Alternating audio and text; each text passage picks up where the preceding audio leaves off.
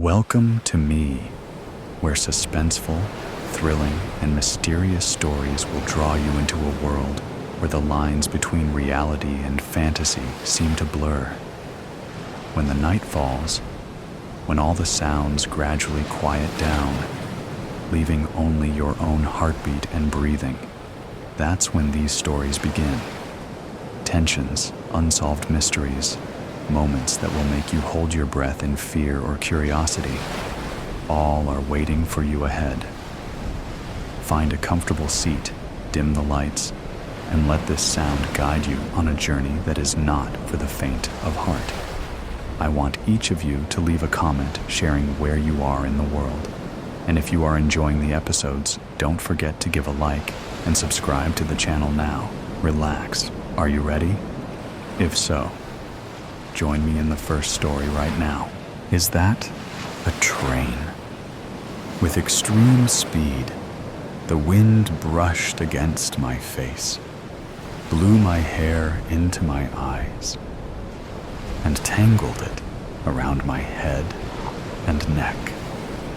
I clawed at the long red strands as I watched clouds begin to swirl, moving into a large circular motion.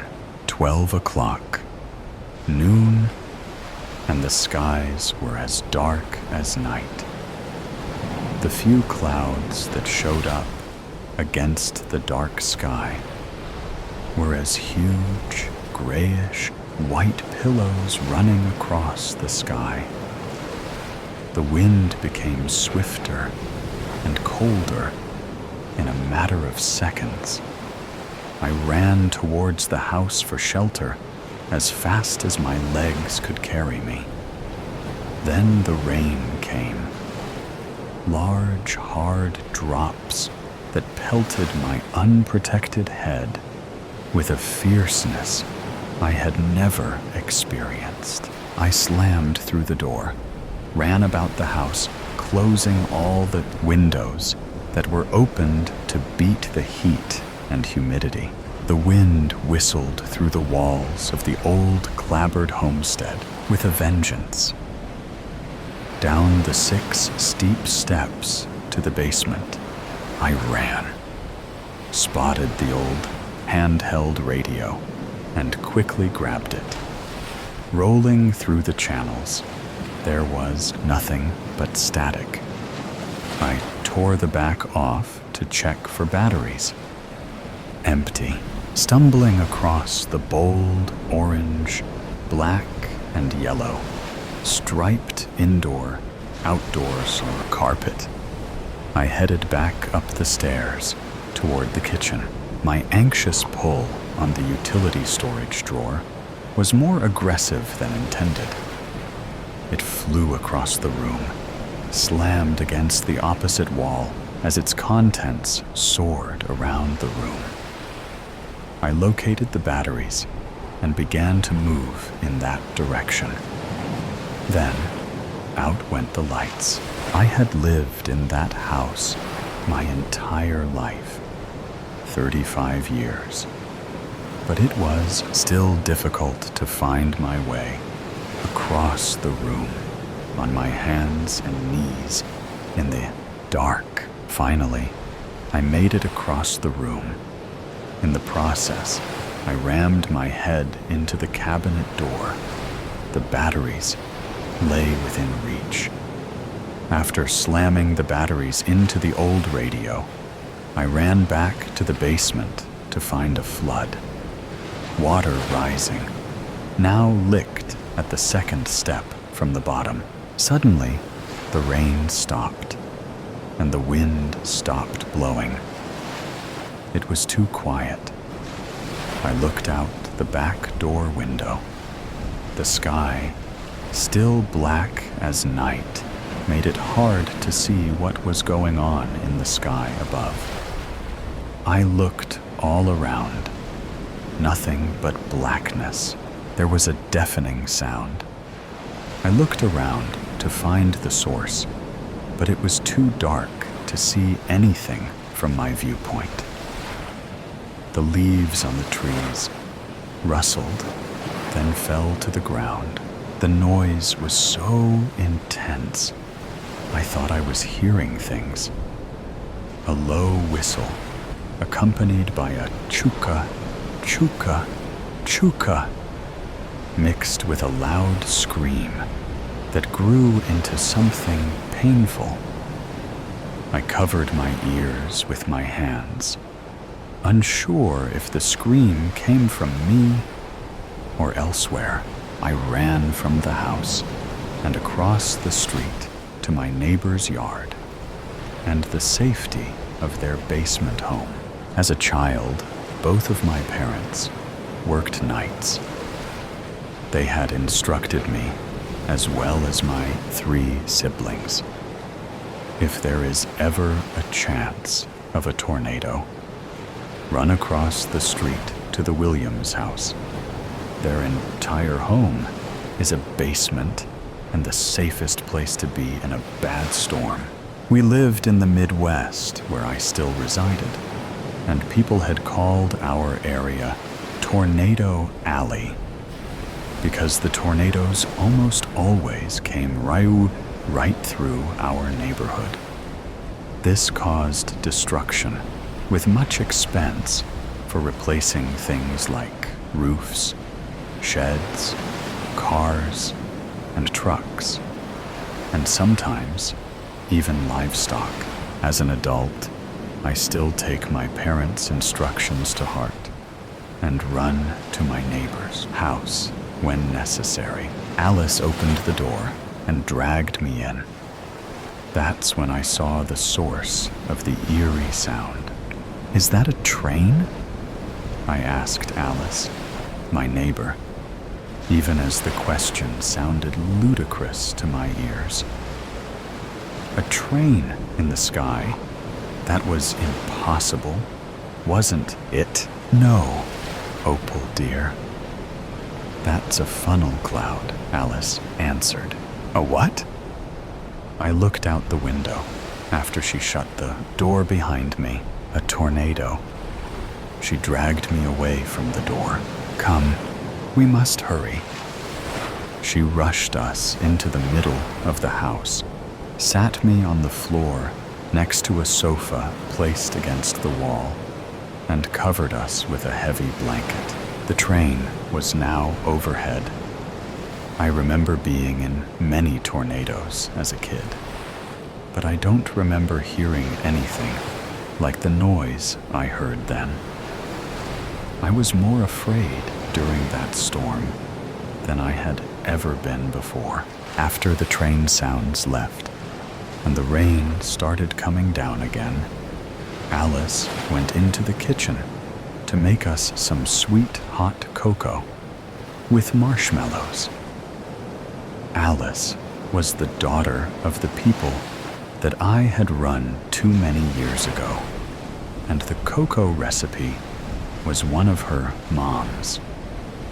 I would never have told my own mother this, but it was the best I had ever had. When we heard the all-clear sirens, we opened the door and looked out at the sun-shining afternoon. Alice's yard had no large trees for branches to break off of, or leaves to clutter her lawn. But the family always had a huge garden with potatoes, carrots, lettuce, tomatoes, and many other things like stalks of corn and assorted colors of peppers. Unfortunately for Alice, it looked like there was going to be a lot of canning going on at her house very soon. There were trees that grew to the side of their house along the roadside, but they were evergreens, stout and dense. I remember hiding behind them to block the wind as we waited for the school bus. There was an entire row of 6, and on frigid days, other kids would walk to the Williamses' yard just to use the tree block. Sometimes 7 or 8 of us all huddled there together for warmth. The evergreens were planted there as protection from high winds and storms. It seemed to work. At least it worked that day. I looked across the road toward my house and noticed the roof would need some shingles replaced, something I had learned to do at an early age, since we lost them so many times. Most insurance companies want to charge a premium for living in that area now, due to recurring claims, but it's worth it most of the time. If it's only a few shingles, I normally wouldn't have bothered with the claims. I would just do the job and have done with it. That practice also kept my policy premiums down. When I got home, I toured the house looking for damage, which was aplenty. 2 broken windows. Our shed had blown over the fence into my next-door neighbor's yard, crumbled against one of their trees into a large metal ball. Other than the flooded basement, the rest of the house looked in surprisingly decent shape. The water in the basement would recede in time, and with the application of a little mold repellent, the standing water cleanup should be fairly easy.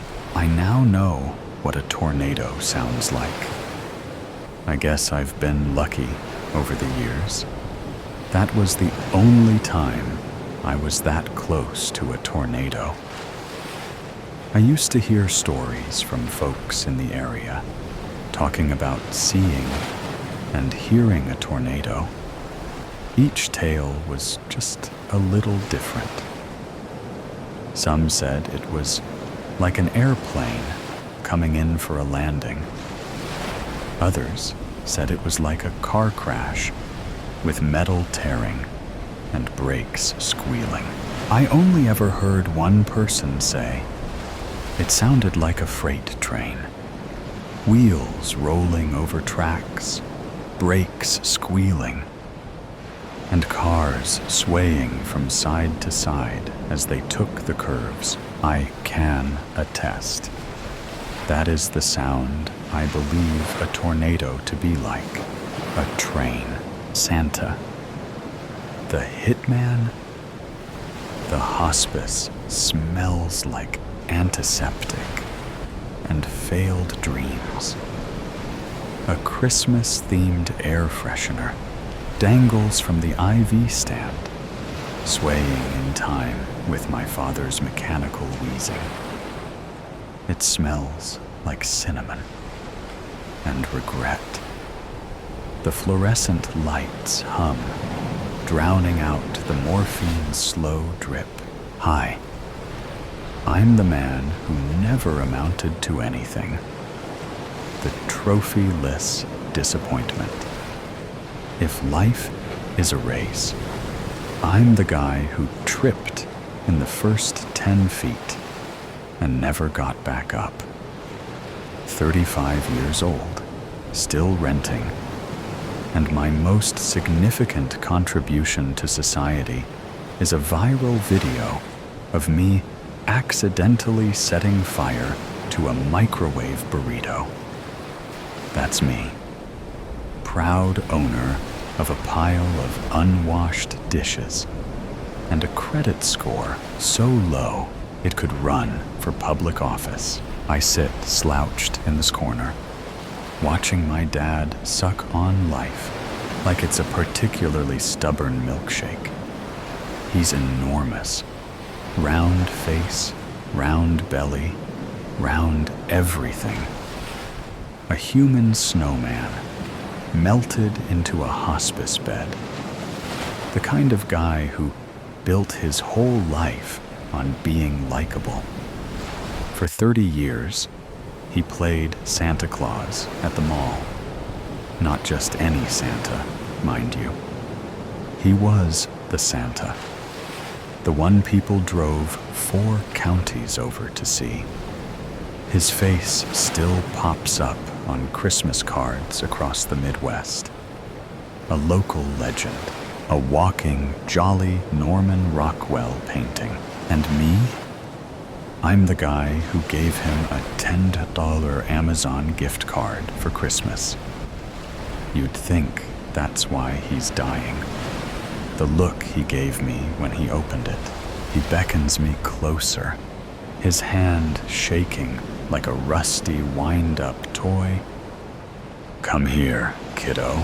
Yeah, sure, I say, dragging the chair closer. It screeches against the linoleum, like its legs are fighting with the floor. What is it this time? Another story about how you single-handedly saved Christmas at the mall in '93. His laugh comes out like a wheeze caught in a blender. Then he stops, face turning deadly serious, eyes boring into mine. I've got a confession, kiddo. Something big. I lean back. Here we go again. Oh, great. Did you save Christmas again? He laughs, shakes his head. His smile, faint but still there, cracks like old plaster. No. Listen to me, kiddo. I killed people. I was a hitman.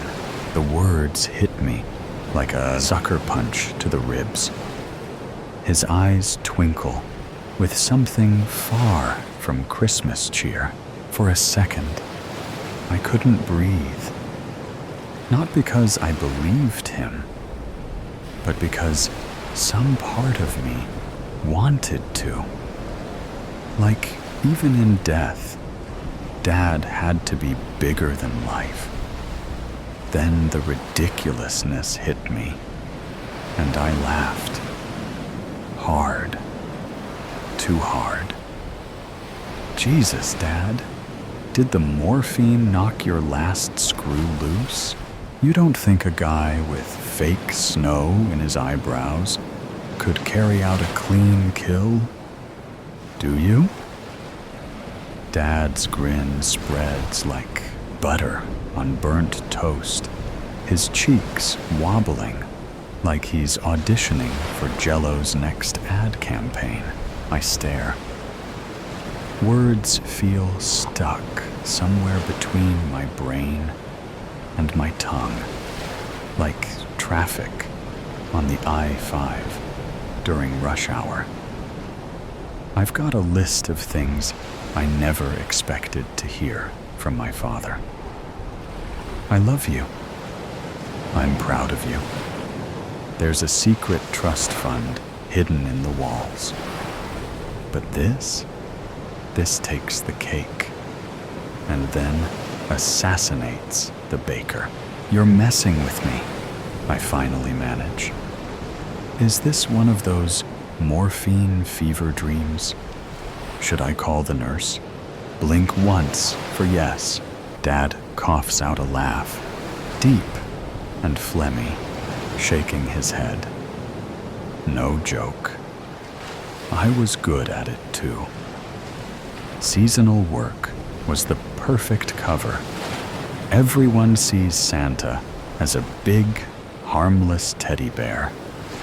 No one suspects Santa Claus of carrying a 9mm Glock. I blink.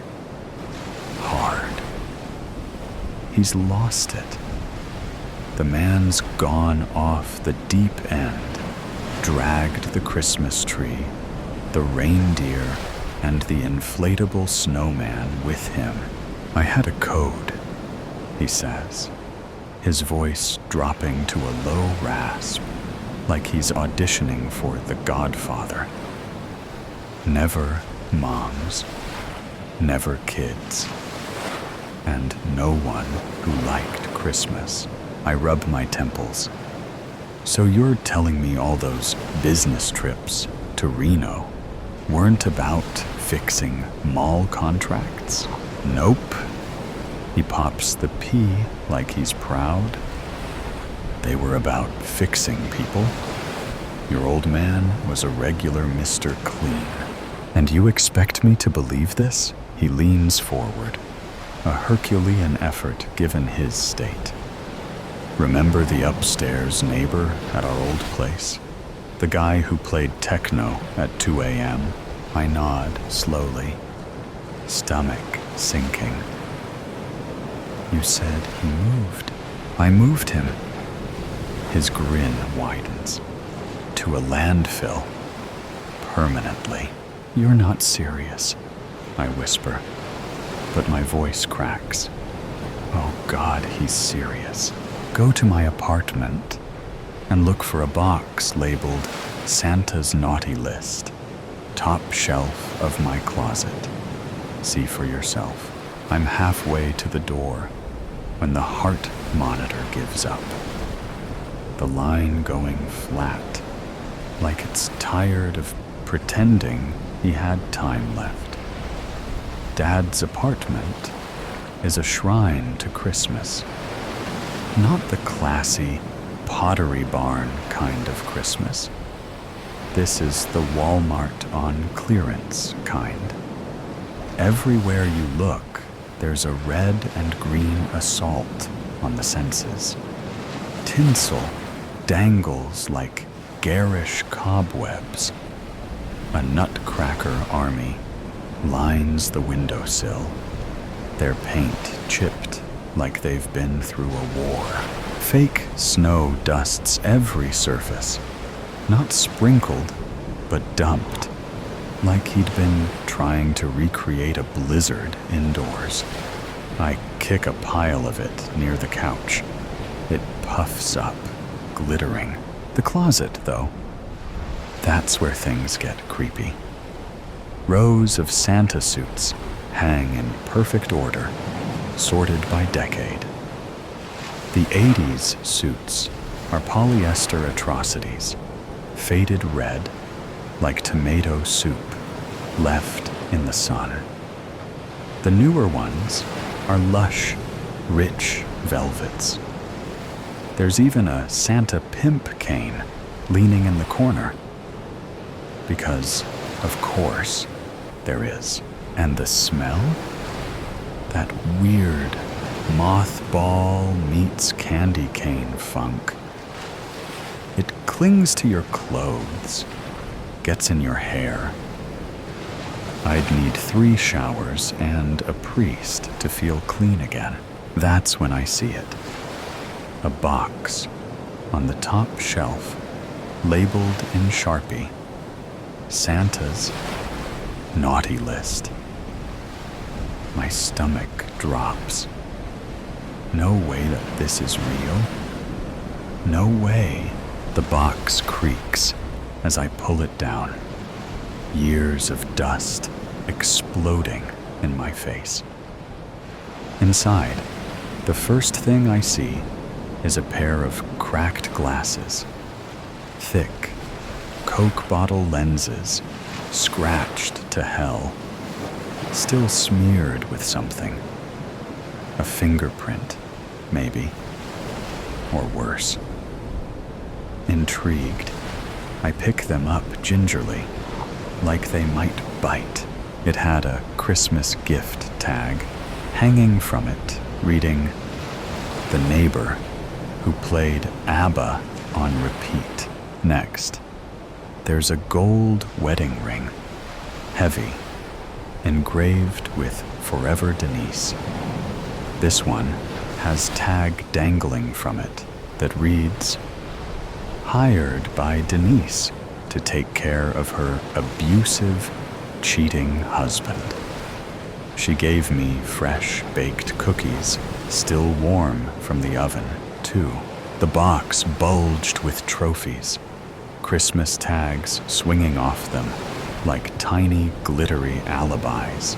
At the bottom, a mall Santa hat, its white fur trim stiff and crusted with something dark brown. Blood? Hot chocolate? Both? My hand hovers over it, like touching. It might connect me to him, but I jerk back. My heart pounds in my ears. This is insane. This is nuts. This is impressive. Turns out, Dad wasn't just a professional at making kids smile. He was a professional at making people disappear. The thing about secrets is they're sticky. Once you hear one, it clings to you like gum on a shoe, no matter how much you scrape. Dad's confession isn't just sticking, it's metastasizing. The more I think about it, the more I see his life wasn't two separate halves. Santa and hitman, jolly old saint and silent assassin. It's all the same guy. And now, I'm the one holding the bag. He's dead. The town's favorite. Mall. Santa. Gone to that big workshop in the sky. Kids will cry when they hear. Some mom will bring them to the mall next week, hoping to see his stupid, twinkly eyes and hear his gravelly laugh.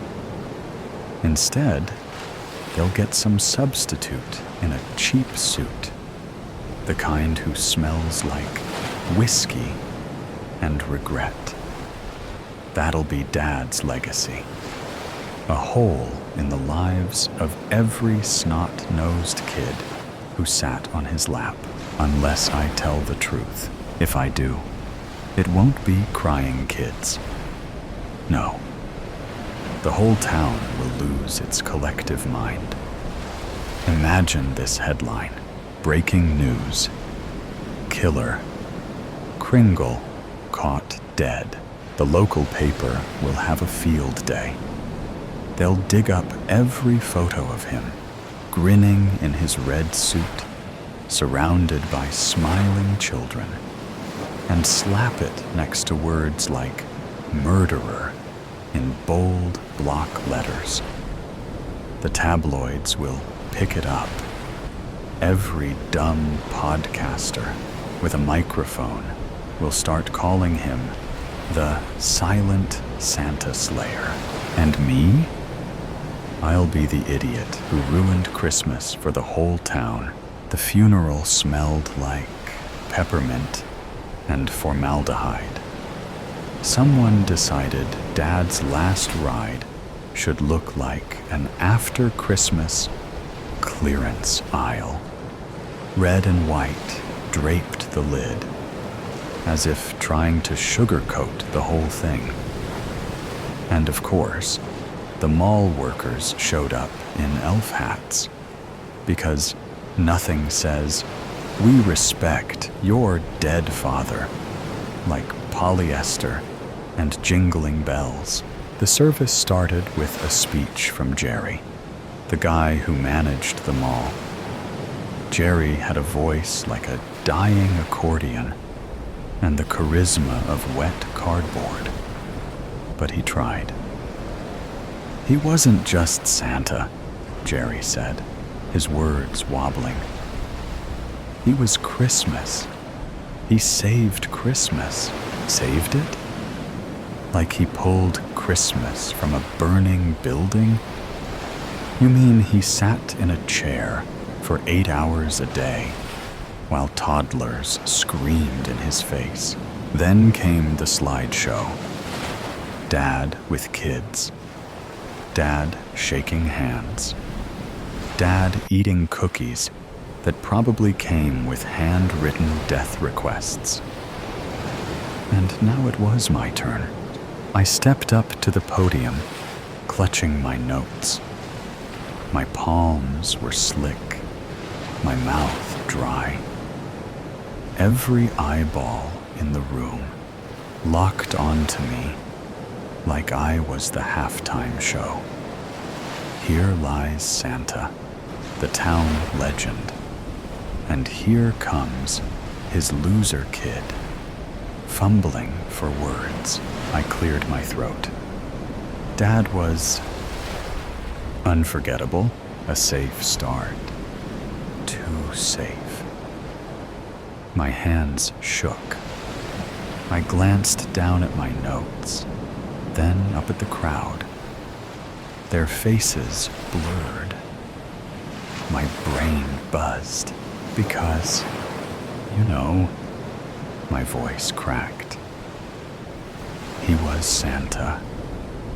And a hitman. The room froze. A collective gasp sucked all the air out. Then Jerry laughed. The kind of laugh that makes you wonder if someone's choking. Santa? A hitman? More laughter erupted. Next, you'll tell us Rudolph ran a dip-fighting ring. I blinked. The crowd thought I was joking. Thank God I faked a chuckle.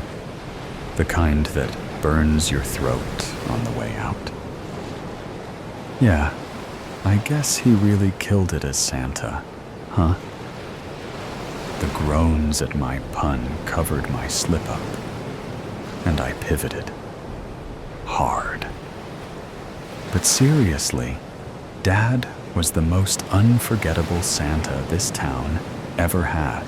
They clapped. Some people wiped tears. And me? I stared at the casket, wondering what was worse, burying the truth with him, or walking around with it, lodged in my head forever. The funeral was barely over when he found me. Grizzled guy in a trench coat. The kind of face that looks like it's been carved out of driftwood. He shook my hand, his grip hard and dry, and said he knew my dad. Frankie, he said, like I should already know who he was. An old associate of your dad's.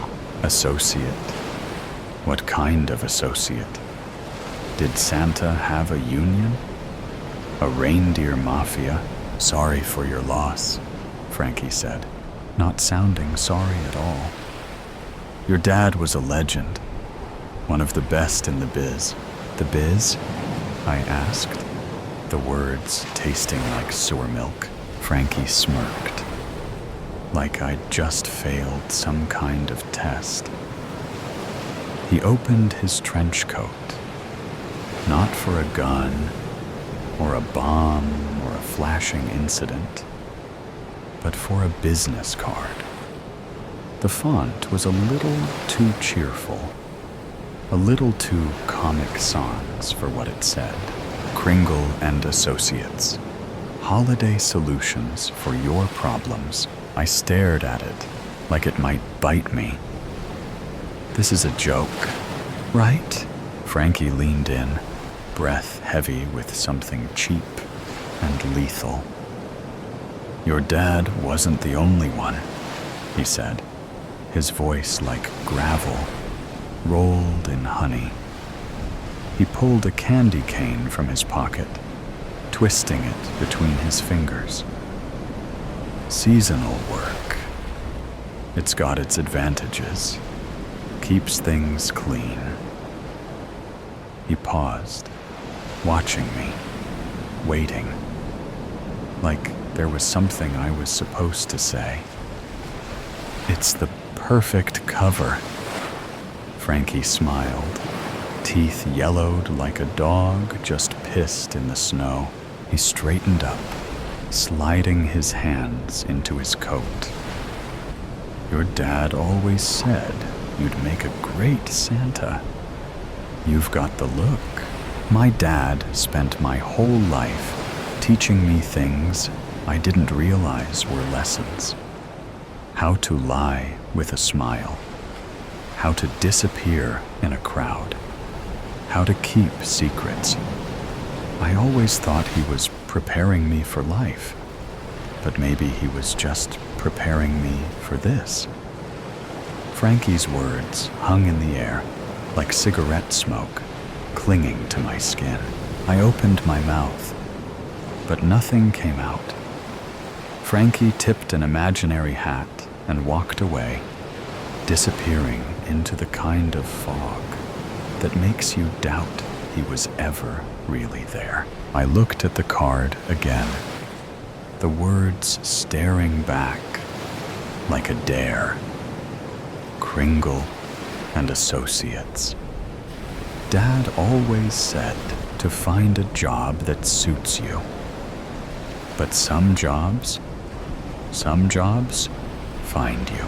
In the distance, I heard bells, maybe wind chimes, maybe the Salvation Army guy packing up. Who knows? What I do know is that I hate kids. I love cookies, and I could probably pull off the beard under the kitchen sink. Spoiler, but a scare warning. MC and other characters talk about being knocked out and a near death from a spider bite. Very mild. Fictional story, but based on Orthodox Christian spiritual warfare. It was a Saturday afternoon when I was 13. My friend Lila and I were playing hide-and-go-seek at her house. Lila was my new friend, but she was fun to hang out with. I also had a friend named Aiden. He was my best friend since I was little, like really little. He looks the same age as me, but he always acted a lot older. He was scared about me going places I shouldn't, and that I should be careful. But he said that a lot with Lila, because I never told my mom about me visiting her. But I thought, as long as I got back between the 2 hours I got off school and she got home from work, she would never find out. Lila counted while I tried to find a hiding spot in her big, empty house. My feet echoed as I ran around, and then I found a room under the stairs. I giggled as I closed the door and hid in between some old clothes, a vacuum, a laundry hamper, and the washing machine. Torrent, D930, ready or not, here I come. Ain't no way she is going to find me here. I bet she's afraid of the I found you, she yelped as she opened the door. What? How did you find me? This had to have been the best hiding spot. Lila waved her hand and said, That's not the best one. That one is quite easy to find. I got up and dusted my pants off. And as I walked out, I closed the creaky door. Then I asked her, What is the best hiding spot? Now, why would I tell you that? Because then you would know how to find me. But do you want to know? But the way she said it, it made me really want to know. Please, please, please tell me. I won't hide there. I just want to see it. Lila whipped her dark hair and tapped her finger to her chin. You may not want to hide there, but you will probably stay there for some time when you see it. I was confused, but it still made me want to go even more. Follow me, my friend, she said, reaching for my hand.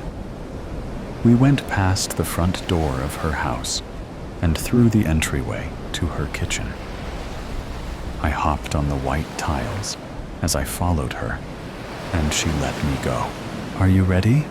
she asked. "Mm-hmm," I nodded, excitedly. She then reached into the pocket of her black coat and pulled out an old key. Then she walked to the weirdest spot ever, her kitchen sink. She bent down to this big lock and fat chains and popped the key in and turned it like it was easy. Then she slowly opened the doors, but with a smile that was weirdly excited for me to see it. And once the doors are opened, I hear a loud whooshing sound and what looked like a big black hole. Whoa! How come I've never seen this before? Has anybody seen it before? Oh yeah, a lot of people have, but only people who choose to listen to me instead of, well, don't mind that. Go ahead and go inside. But where does it go? It won't hurt, will it? I don't want to do things that I know I shouldn't and get hurt. You'll be okay, you promise? Lila said. Look at all the fun games we play together behind your mom's back. Trust me, this is what you want. I felt scared, but I wanted to believe her. I took a few steps toward the sink, and the closer I got, the closer I felt like it was pulling me in, and it was harder to get away. Dee Dee, I heard a voice from above me. Huh? I look up and get a push back from the sink, and the doors slam closed on their own. Before I looked at the voice, I got a quick look at Lila, who quickly put down her foot like she was going to do something, but she didn't want me to see it. I turned around, and in the window above the sink, I saw Aiden looking at me. He had reddish-brown hair, and when the sun hit it, it looked like it was a bright fire. He said with a worried face, "Why are you here? I warned you not to come here." "Oh, we were just having a little fun." "You'll get hurt." Before I could say anything, he looked over to Lila and said, "What are you doing?" "Exploring." "Why do you have to ruin the fun?" He answered, "You are a stranger." "A stranger?" "Me and Dee Dee are best friends, better friends than you. Clearly, she makes more time for me than you. Besides, how long have you known her for?" "Since she was baptized." Lila seemed really mad at his answer. I didn't know what to say. I didn't want to hurt Aiden's feelings, but I really wanted to have fun. When I looked at Aiden again, he already looked like he was sad because of what she said. And I was scared that what she said was true. I didn't want it to be. I glance over to the big, old clock on the wall and realize that my mom would be home any minute. I look at them both and say, "I have to get home." Aiden told me, "Maybe you should tell your mom about this." I shook my head and said, "No, she would get so mad at me." Aiden didn't seem to like that I said that, but said, "Your choice. Dee Dee, your choice." Then he walked away from the window. I ran home as fast as I could. And thankfully, I got there just in time. I don't think my mom knew at all where I had been. I just acted normal, and we enjoyed dinner together. She even asked, So how was school today, honey? I heard you had a hard time on the test. I knew I could have done better, but I felt so sleepy. And I think it was from not telling Mom about Lila and keeping it a secret made me tired and not think well. It was decimals, I told her. She put her fork down and said, "But you're so good at decimals." She looked confused and said, "Dee Dee, you seem to be having a hard time in school lately. Not just with the test, but with things you know, and know really well." I felt warm. I had to come up with something without telling my secret. I've been doing extra homework, so I stay up late and get sleepy. She didn't seem to like that very much. "Listen, Dee Dee, I want you to be doing your homework when you get home from school, not late in the night. You need your sleep, and you should have plenty of time after school to do it, right?" The whole time she talked, I kept thinking about Lila's kitchen sink. What was under there? Where did it go? Was it really as bad as Aiden made it out to be? "Dee Dee, Dee Dee." My mom snapped me out of my thinking. "Look, hun, you need to finish up and go get some rest. Homework in the afternoon and sleep at night. That's all." I got on the bathroom stool to brush my teeth, and I went to say my prayers. As I did, I had a really bad feeling that I didn't usually have. I felt bad about how I treated Aiden earlier. I hoped he still wanted to be my friend. I turned the switch on my small blue lamp. And as I went to bed, I threw the covers over my head. My blonde hair got in my face as I curled up, confused about my day. Psst! I didn't think anything of it and closed my eyes tightly. Psst! That time was too loud. I threw my blanket off to look around my room. Then I saw someone in the window again. But it wasn't Aiden. Lila stood on the roof outside my window and said, "Hey, you're up." "Lila? What are you doing here? It's past my bedtime." I began to speak in a whisper as I looked really quickly toward my cracked bedroom door. My mom might still be up. Bedtime, schmed time. It doesn't matter as long as you don't get caught. Don't you want to see that portal? But Aiden said not to. Lila rolled her eyes and said, "Aiden isn't saying that because he is worried. Aiden just doesn't want you to have any fun." "But come on, you don't want to be a scaredy cat, do you? You can do what you want. You wanted to see the hiding spot yourself. Remember?" With the last word, she said, her eyes lit up. But it wasn't in a good way. I really wanted to see what that black hole was. Maybe she was right. I can do what I want. We were back in her kitchen. She had led me out of my house by a rope she tied to the roof, and I had no idea where it came from. "Are you ready this time?" she asked. I nodded, even though I was really scared, and my heart beat faster than it had beaten. She opened the cabinet doors again, and I was greeted by the loud sound and twirling portal.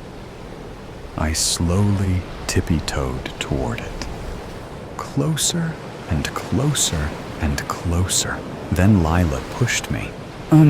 She grunted. I screamed the loudest scream, and I don't think anyone heard me. As I began to fall down into the dark space, I saw a ledge and held onto it, trying not to let go, because I knew if I fell any further, no one could help me. I turned around, and the last thing I saw was Lila. But it wasn't Lila. She had turned into a nasty creature with horns and a long tongue, and her eyes did the same thing they did when she came to get me from my house. That's what happens when you mess around where you shouldn't while passing on. And she closed the cabinet. I screamed and screamed and screamed, but it just echoed at me. I yelled for someone to help me, but no one was there. I should have listened to Aiden. I yelled again, now crying loudly. I should have listened. The last thing I could think of was to say a prayer. I knew I felt guilt the last time I prayed, but I knew I still had to. I pulled down my nightcap with one hand, but quickly put my hand back on the ledge. Lord Jesus Christ, Son of God, have mercy on me, a sinner. Slam! The cabinets swung open, and there I saw what looked like an angel.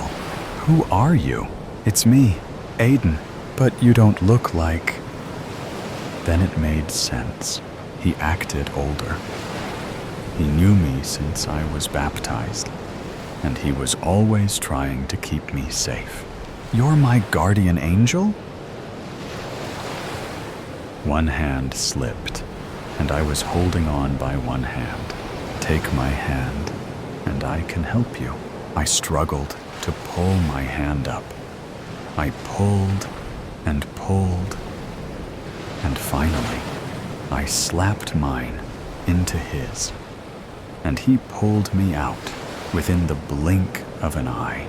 And again, the cabinet slammed shut. He grabbed me to help me brace for the impact as we hit the floor. I gasped and slowly got up, feeling like I was just beaten up. What just happened? Where is Lila? What did she mean by passing on? Dee Dee, you saw. Lila isn't a human girl. She's a demon, and she went back where she belongs. And I am your guardian angel assigned to you. I've been trying to keep you safe. You almost died. You are knocked out at the moment, and soon you will wake up. I thought my next question would be, how did I die? But he answered before I could ask. The first time you came towards the portal, you were near a nest of spiders, poisonous ones. And because you had disobeyed, and how close he had become to Lila, you put yourself in a very dangerous position. But I pulled you away. This time around, one bit you, and it was almost enough to kill you. But thank the Lord you prayed when you did, before it was too late. Or we'd be in a different situation. I thought about it. If I had passed, it would have been 3 days, and then it would have been the toll houses.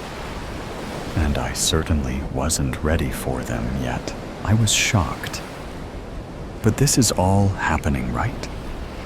How about hide and seek? What happened with that? It still happened, but you were the only one who could see Lila and me as well. But the portal itself exists, but not in the way you thought may have at first. I stood there, and sat back down. What do I do now? What I've told you to do is be honest and listen to those who are trying to protect you. We stopped talking for a minute. I needed to take a moment to think about what happened. We both looked at the moon, and my last question was, when will I wake up? Just keep looking up, he said. Your mom will come to find you here safe. And will I see you again? He looked at me and smiled and said, just continue to live as you should. I will always be here to protect you. Venus, buried. The girl in the graveyard is your best friend, so you take her home. The night is a bruise between you, a blotch of rogue in the passenger window, the color of fruit left out to fester. The body pries at her seatbelt, a finger, then two. The radio echoes static. The body shuffles in her seat. You study the face, the similar slice of jaw, the nose humped from where a baseball had hit her at 12, just slightly off-center. The skin like a rain-licked plastic bag, the stink of musk and sulfur. You want to look away, but you cannot. She's so beautiful, even like this. Your headlights rake warbled slits through the dirt road, a yellow like jaundice. Your hands are stiff from the cold, your lips cracked. The girl beside you is dead, and you are bringing her home. 4 days ago, you'd stepped into a hardware store and emerged with a shovel sturdy enough to lift a life on. 4 days, you'd spent digging dirt in your own backyard yard until loam muddied under your fingernails and erratic holes split garden beds like the mouths of greedy beasts. Until you could sift through soil with your eyes closed, with a hand bound. 4 nights you had laid in your bed, staring at the pockmarked ceiling, wondering what it felt like to burn alive. Now, the shovel beats dull against the skin of your trunk, your hands gripping the steering wheel like a throat you're trying to silence. The body turns, dawn bleaching the salmon gray of her skin. The left eye slips from its socket, and she pushes it back in with the heel of her hand. She smiles, head lolling like a marionette's. Sorry, baby. Her voice comes out strained. I wasn't expecting company. I'm sure you understand. In a sickle of citrus moonlight, Adeline Marcus smiles up at you with shell-pale gums. Adeline Marcus died on the 31st of October and was buried a week later, the date on her gravestone a month shy of her 18th birthday. In the court, the boys would claim it was an accident, that they didn't know she was inside. For better or worse, you believe them. The fingers striking out matchboxes, the beer cans constellating the sidewalk. A prank gone too far, the wrong place, the wrong time. It doesn't have to be on purpose. She didn't have to be home. The coroner ruled it suffocation. But all you can imagine is flame like a stiff palm striking over and over. Adeline had crawled from the mouth of the home on her hands and knees. She was dead by the time she reached the pavement, her Sunday dress singed up to her knees. The dress you knew well enough. Either way, the boys were left with 25 to life, and the Marcas were left with a dead daughter, a ring of ash like chalk on the pavement. You were left with a misplaced guilt, like hunger, a guilt like an Ouroboros, choking on the tail, swallowing the head, eating yourself alive and being unable to stop, even as it consumes you. Because this wasn't the sort of thing that happened to good people. You watch water curl down your shower drain, carrying with it mortuary makeup, kaleidoscopic insects, and jasmine bubbles. Strings of dirt stretched out like sinew. The body's head rests on her knees, vertebrae needling through her back like a line of molars. The electric lights wash her green, dark veins rooted under brittle skin. She turns her face to the showerhead and picks at the powdery sediment under her fingernails. The shower floor is a mess of grit. And you think of a child scooping up the sand. You turn the heat up until it scalds and scrub mildew from the base of the shower door. You think, if you can only get everything clean, everything will be all right. She turns her head and looks at you through eyes obscured by glass paneling. She says, "It's not as bad as all that." I don't even think I felt a thing, but she says it through lips the color of spoiled plums, so the sentiment doesn't ring true. You lift threadbare towels from the bottoms of your linen closet. You walk 3 times around your block and return to a corpse sat on your sofa like she has nowhere better to be. There are ants in your sugar bowl. You try to remove them, lift their crystal-knotted bodies on the prong of a fork, but they slip between the gaps, and you are left with a mess bigger than when you started. Tea-brown sludge bleeding from thoraxes and the stink of vinegar. There's a dead girl on your sofa, but let's focus on the ants in your sugar bowl. The way they thread through cysts of white like veins on a leaf, like the capillaries that run through the skin of your face. You make tea anyway. You add too much milk and sit cross-legged in front of the body. She stares at you. You stare back.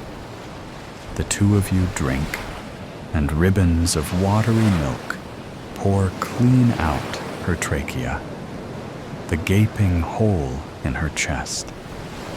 But she doesn't stop drinking until you do. "You're not looking at me," she says. "Not really." "Yes, I am." You twist your hands in the shag carpet. "Aren't I now?" "No," she says. "You're not." You leave your teacup on the floor, saucer an iris of yellow, and go upstairs. You take 2 cigarettes from the carton squashed on your father's desk, and then think better of it. Press down with your heel until tobacco dissipates into the tawny carpet. You change your bed sheets twice, eggshell white, No, gray with peonies. You make a second cup of tea. When you get back to the room, the body is still there. You are looking at her. You are not looking at her. Do I disgust you? She says. No. She shakes her head. Dark hair plastered to her shoulders like reeds. No more than I always did. You need to sleep. You say, baby. She tilts her head to one side. Sleeping is all I've ever done.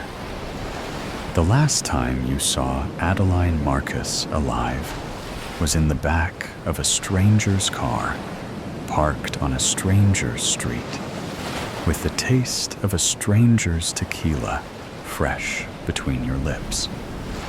You were never too built for parties, so the outcome was a pair of girls who looked like they were playing dress-up. Blousy dresses with sleeves like a nun's. Thrift store necklaces noosing your necks. Shoplifted lipstick, which she hid beneath her mattress. More wax than pigment. But in the citrus peel of street lights, in the low trill of distant music, the two of you looked beautiful. She had her legs curled under her and was sitting sideways in the back seat, her hand resting on your knee, and the other palmed against the window, a song on her lips that you couldn't quite place. You were too close, but it was night, and everyone was inside and drunk. And sometimes we all need to feel closer than we should be, to lose ourselves a little. The song melted on her lips, swallowed into the limp press of salvia and booze. And you said something like, I think I should go home now. And she said something like, have another drink. And so you did. You let her pour the liquor into the flimsy mouths of red plastic cups and watched her swallow. She said, you're so pretty. And you said, I think you should stop. And she said, just let me say that one thing. And you wanted to say, stop fucking looking at me like that. And you wanted to say, I want to crawl inside you and make a life for myself in the city of your mind. And you wanted to say, let's just be quiet. Let's just not talk. Let's just not ruin a good thing by telling the truth. Instead, you pushed open the passenger door, stumbled out onto the skin of vein blue sidewalk. I'm going home now. The body lays with her back to your bed, hands worming in the floral sheets, chestnut hair spilling across her throat, past the ballpoint pen-marred bedposts, over the gray skin of her forehead. You are thinking about the silken mouth of a coffin. You are thinking of how she looked when you pulled her from the rose mouth of heaven. The radiator hums. A lace curtain bellies your open window. She rolls over onto her side, slots her hands together like pieces of a decaying jigsaw puzzle. You still can't even look at me. Her mouth moves too slowly, words like chewing gum. Why am I here, Bet? What's it for? There are pink crescent moons on the bed of your palms from the bite of your nails. She pulls her knees to her chest, and a bone cracks. She pulls her knees to her chest, and a molar tumbles from between her keyhole lips. You can only love me when I'm not here. You can only love me when there's nothing left to love. You press your cheek to the cool spread of linen beside her. You listen to the steady beat of your heart, the way you can feel it in your fingertips. Entirely singular. Don't tell anyone. You say, "Did you want it to die with me, Beta?" She shifts, and her hair falls against the nape of your neck. Were you glad it was silenced? Don't tell anyone. You say again.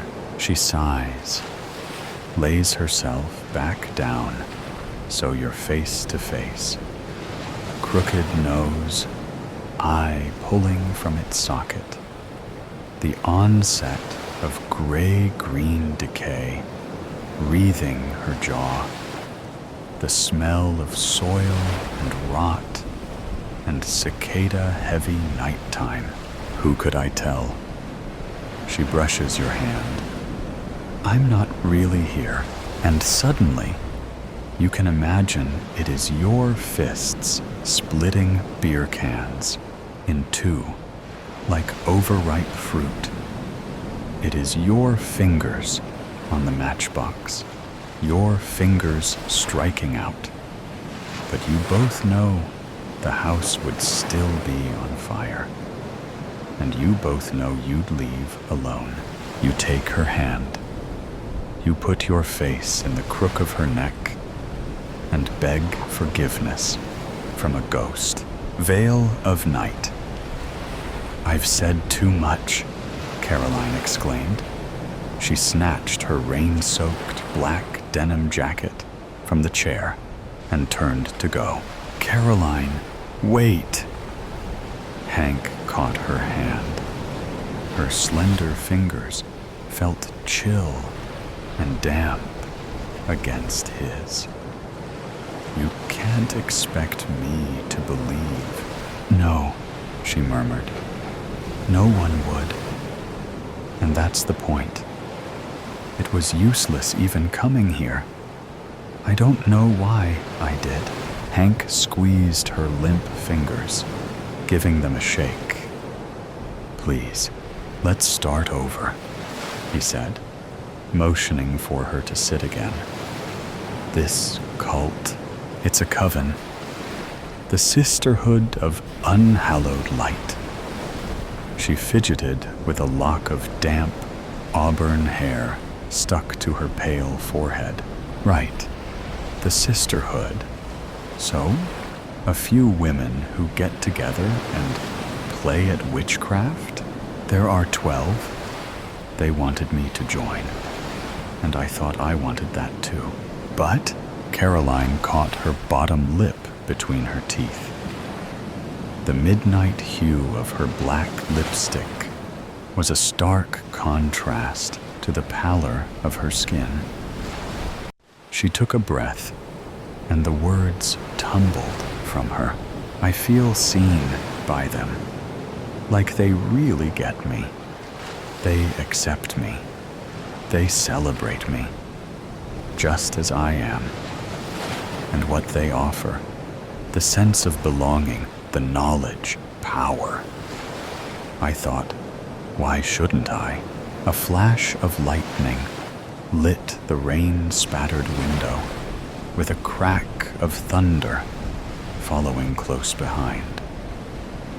Caroline's eyes grew large with panic, and she twisted in her seat to look outside. There are things we shouldn't play with, she whimpered. I know that now. I've completed 2 of the 3 initiation rituals with the Sisterhood. And you're saying this torrential rain we've been having these past 3 days is part of that? That's awfully biblical, isn't it? "This isn't hurricane season, Hank." He shrugged and twisted his mouth in a half-ways grin. "With weather patterns these days, who can tell what season it is anymore?" It was me. It was the sisterhood. It's part of the ritual, part of the summoning. Coincidence, that's all. She clutched his arm where the sleeve of his t-shirt ended, digging her cold, clammy fingers into his bicep, and pleaded, "You wouldn't say that if you knew what I've done, what I've gone through to make this happen." Caroline, she let go of Hank's arm and fumbled with the top buttons of her black shirt. Yanking one half of it to her left side, she exposed part of her chest. A long vertical slash was bisected by a shorter one, forming an inverted cross over her heart. The two slashes stood out as angry purplish-red marks on her otherwise smooth, pale flesh, and were knitted together with black stitches. They made me promise my heart to Valthus, the formless entity of writhing darkness whom they worship. Hank stared for a moment, then sputtered, "Valthus? Your heart? Come on, Caroline. What? Am I supposed to believe they've cut out your heart? Isn't it usually the soul these sort of fanatics are after?" Caroline grasped Hank's fingers in her trembling hand and placed his palm over the wound on her chest. Her skin was unnaturally cool. He held his hand there for a moment, then brought his fingers up to her throat, feeling for a pulse. Another clap of thunder startled them both. Hank pulled his hand from Caroline's neck. He stared at her in disbelief, saying, "This is some kind of joke, a prank. It's not real. How could you be here telling me all this if they've taken out your heart?" "I don't know," she sobbed, "but I think I've made an awful mistake. You've got to help me. Promise you won't let them take me." "No, of course not. Where would they take you anyway? A hospital? It's an abandoned old church, Blackthorn Chapel. They want to take me there for the final ritual," Caroline said. "To complete the summoning of Valthus, they need to make an offering of the heart." "But aren't you supposed to be joining them? Becoming one of their coven? This sounds more like a sacrifice." "Yes, it does.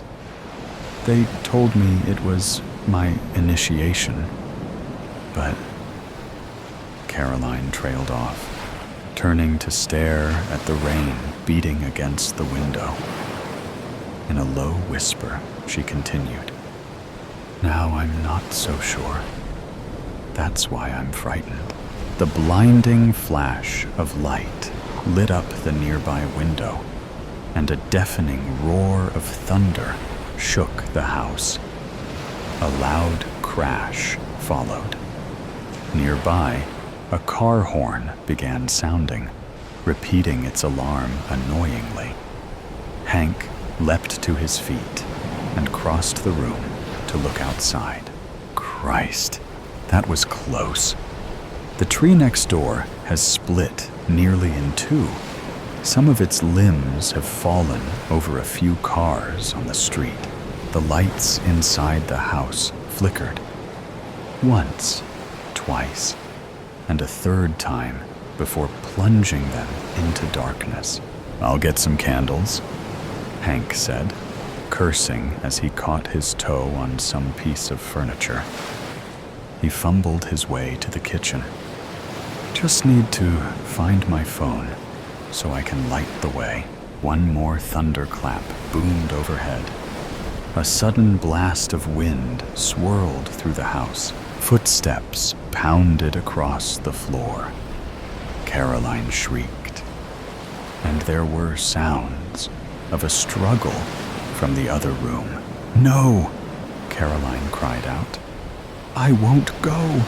Hank, don't let them take me." Hank stumbled from the kitchen and could see down the hallway to the front door. It was swung wide open, and the wind and rain swept through in howling gusts. "Caroline?"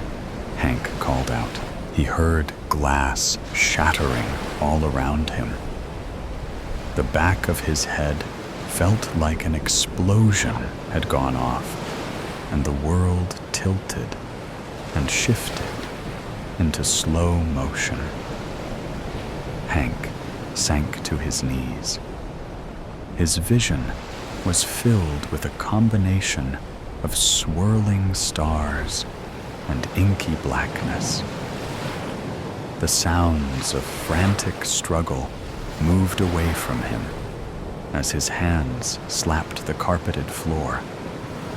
He struggled to breathe and clear his sight as he held himself from pitching forward onto his face.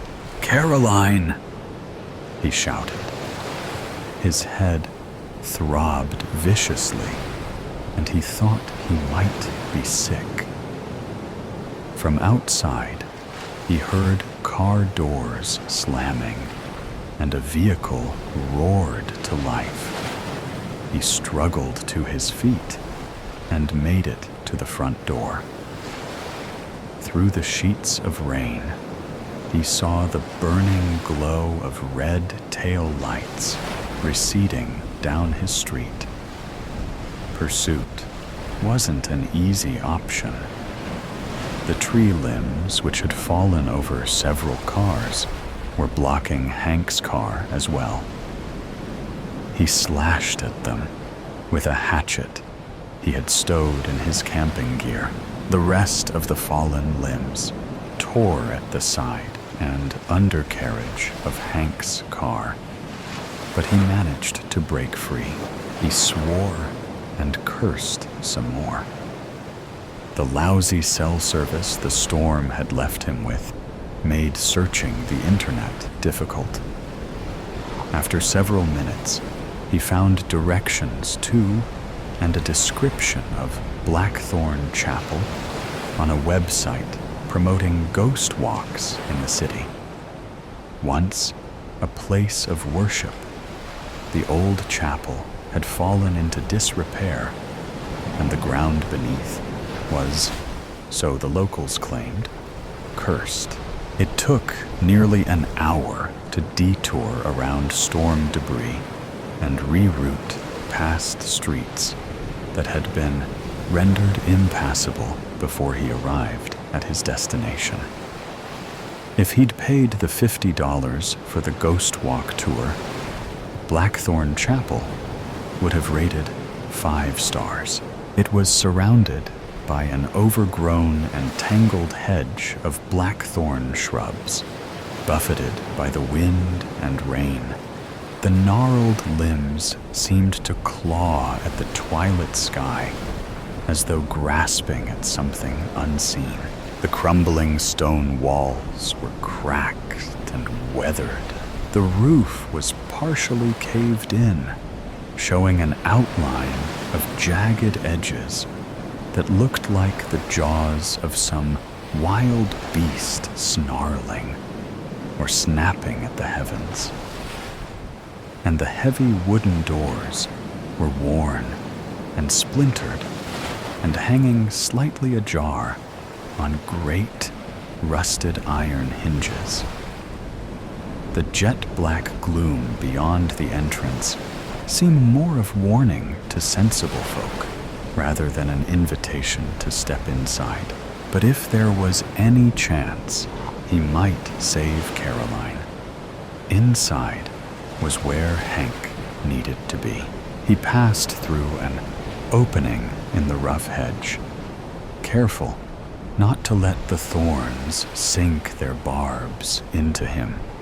Walking in through the front entrance, he'd decided, would be courting failure. He might as well put his head through a noose. Instead, Hank crept around to the side of the run-down property, searching for another way into the chapel. Lightning lit the horizon several miles off. The brief flash revealed to him that he was creeping through a graveyard, which was part of the chapel grounds. Most of the headstones were crooked, sinking into the ground. Some had fallen or been knocked over. Many lay half-buried in tufted humps of wild grass.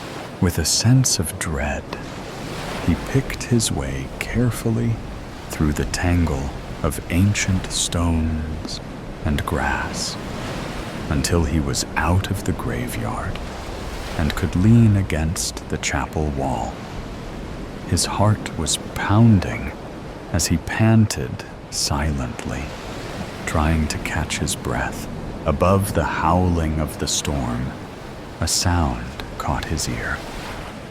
Soft at first, but regular, insistent, and coming from inside the chapel. Hank strained to make out what he was hearing. It was definitely chanting of some sort. Hank edged along the stone wall to the back of the crumbling old building. The ground sloped down, revealing the foundations of the chapel. He spotted a break in the wall and rushed to it. It was a narrow space, but large enough, he felt, to squeeze inside. Before he did so, Hank hefted the hatchet in his hand. He couldn't imagine actually using it to hack away at some unseen coven member. That would be slasher movie extreme. He twisted it around in his hand so that the square end faced out, becoming his weapon. He sucked in a few deep breaths, questioning his sanity. Then he scraped and squeezed his way through the narrow space. Feeling his way around in the dark, Hank discovered a series of long wooden boxes. Great, he thought. Could this night get any spookier? He'd found his way into the crypt. It took him a few minutes to pick his way around, but he eventually found a set of stairs leading to the proper part of the chapel.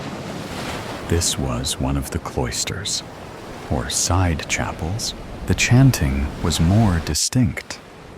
He could make out the words, "Valthus, Valthus, veil of night, drown the stars, consume the light from the maw, where silence dies. Open now your 1,000 eyes."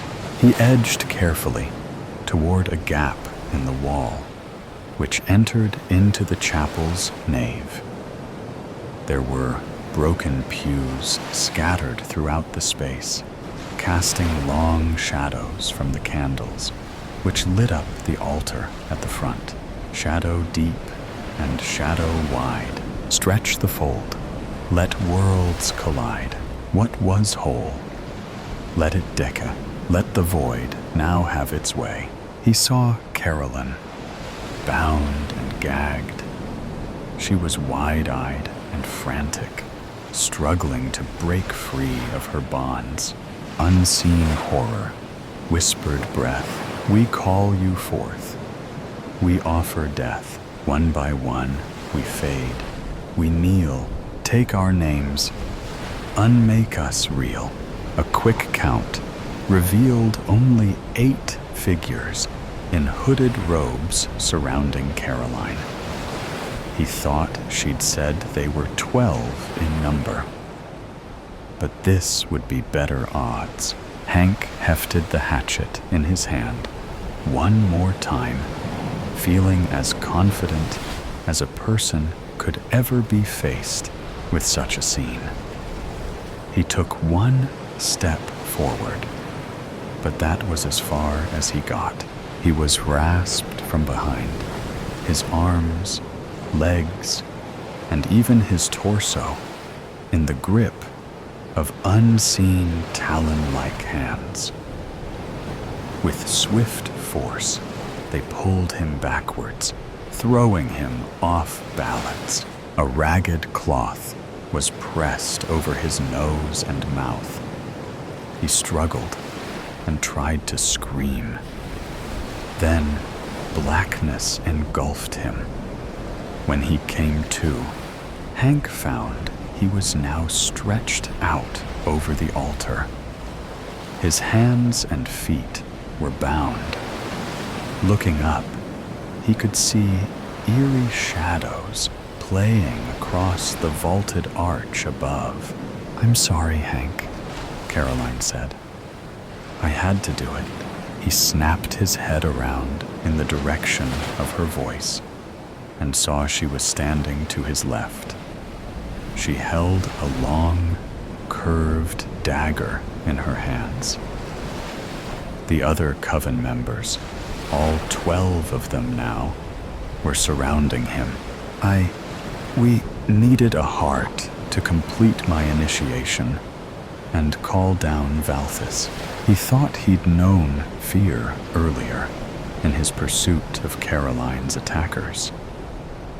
Now, a choking sensation that felt like ice was spreading through his chest. In his head, Hank shouted Caroline's name, but the gag in his mouth prevented him from getting that or any other words that followed out.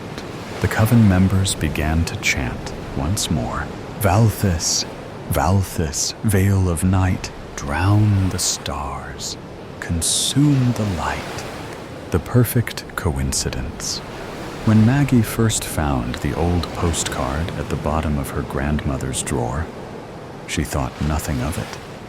It was a typical postcard, nothing spectacular. The image on the front was of a sunny beach with the words, "Greetings from Seabrook," printed in bold letters above a view of the ocean.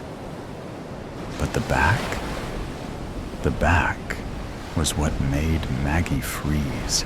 Written in smudged ink, in a neat, looping script, were just 2 lines. "I'll be there at 5 p.m. Don't forget the blue umbrella. It'll be our sign."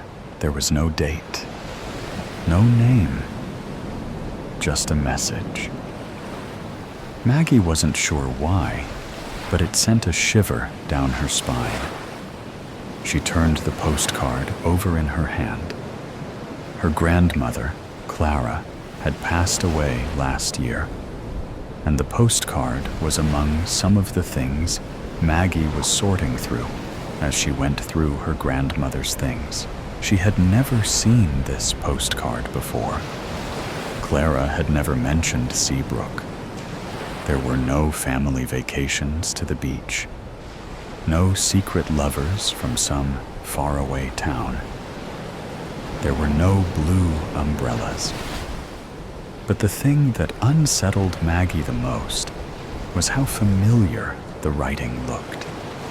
The loops, the curls, they looked exactly like her handwriting. Maggie shook her head, trying to dismiss the thought. It was ridiculous. It was just a coincidence. She had to be imagining things. But still, the words echoed in her mind as she tucked the postcard into her pocket. Over the next few days, Maggie couldn't stop thinking about it. Why had her grandmother kept it? Why hadn't she ever mentioned Seabrook? or the blue umbrella? Maggie, for reasons she didn't understand, decided to look into it. The next weekend, she packed her things and headed out to Seabrook. It wasn't far, just a few hours' drive. She didn't know why, but something told her she needed to see it for herself. Seabrook was a little town with the kind of charm that felt a little too quaint, a little too perfect to be real. As Maggie drove through the small streets, she started to feel like she was in a movie. The cobblestone paths, the little cafes with flower boxes in the windows, the sea breeze, it all felt so familiar. She found a small inn to stay in, an old white house with a wraparound porch. The lady at the front desk greeted her with a warm smile, as if she had been expecting her. "First time in Seabrook?" she asked. Maggie nodded. "Yes, just for the weekend." "You'll love it here," the lady said. "The best spot is down by the beach. If you're looking for something to do, the pier's just a short walk. It's beautiful at sunset." Maggie smiled politely, but she wasn't here for the tourist attractions. She was here for something else. That evening, as the sun began to set, Maggie walked down toward the beach. The breeze was cool on her face, and the sand felt soft beneath her feet. She had no idea where she was going, but somehow she felt like the postcard was leading her, like she was following an invisible trail her grandmother had left behind, even though Clara had never told her to come. She walked along the shore, the sound of the waves crashing in the distance. And then, out of the corner of her eye, she saw it. A small blue umbrella, positioned right by the water, almost as if it had been waiting for her. Maggie stopped in her tracks. Her heart raced as she stared at the umbrella. It was a little worn, the fabric faded, but it was unmistakably blue, exactly like the one in the postcard. She approached slowly. There was no one else around, just the umbrella, the sound of the waves, and a growing sense of anticipation. As she reached the umbrella, she saw a bench nearby, old and weathered, its paint chipped from years of saltwater exposure. But what caught her eye next was the piece of paper resting on the bench. It was folded neatly, like a letter with a small, familiar scrawl on the front. "Maggie, open me." Her hand trembled as she unfolded the paper. It wasn't a letter, though. It was another postcard, identical to the one she had found in her grandmother's drawer. The same beach, the same Seabrook at the top. But this time, the words were different. "I'm here, just like I promised. Meet me where the ocean touches the sand. The blue umbrella will be your sign. I'm waiting." Maggie's heart skipped. This can't be happening, she thought, almost breathlessly. She glanced around, but the beach was empty. No one was here. No one had been here, and yet, somehow, she felt drawn to the spot, like it was a place where time and reality blurred. Clara? She whispered, almost as if speaking the name aloud would make something happen. But there was no answer, no sign of anyone nearby. She sat down on the bench, the postcard in her lap. The sun was almost fully set now, painting the sky with shades of pink and orange. Then, a figure appeared at the edge of the beach. Maggie's breath caught in her throat. The figure was too far away to make out clearly, but something about the silhouette seemed so familiar. The way they moved, graceful and sure-footed, as if they had walked this very spot 1,000 times. Maggie stood, unable to keep herself seated. She took a few tentative steps toward the figure, her eyes squinting, trying to make sense of the shadow. The person grew clearer as they approached, and Maggie's pulse raced in her ears. It was her grandmother, Clara, standing before her, looking younger than Maggie had ever remembered. Her skin was free of the wrinkles it had when she'd passed. Her hair, though graying when she died, was now thick and dark, cascading down her shoulders. She smiled, a soft, knowing smile that made Maggie's heart ache. "Grandma?" Maggie whispered, her voice barely audible. Clara nodded, her smile deepening. "I knew you'd find me, Maggie." "Find you?" Maggie felt tears well up in her eyes. "But how? How are you here?" Clara reached out, her hand brushing Maggie's cheek. "It's not as complicated as it seems. I needed to bring you back here. Back home." Maggie shook her head in disbelief. "But the postcards, they were from you?" "Not exactly," Clara said softly. "The message was always for you.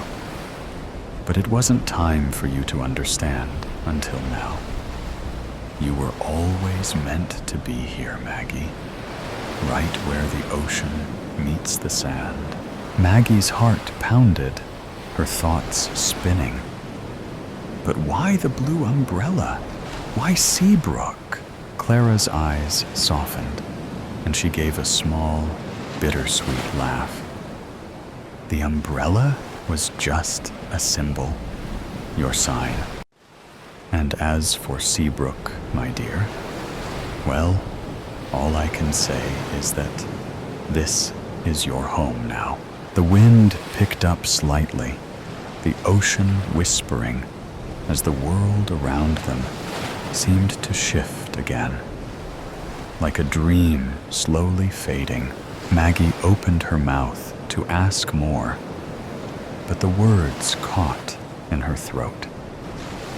Clara's figure started to dissolve, becoming less distinct, as if the very air was pulling her back into some distant place. "Wait!"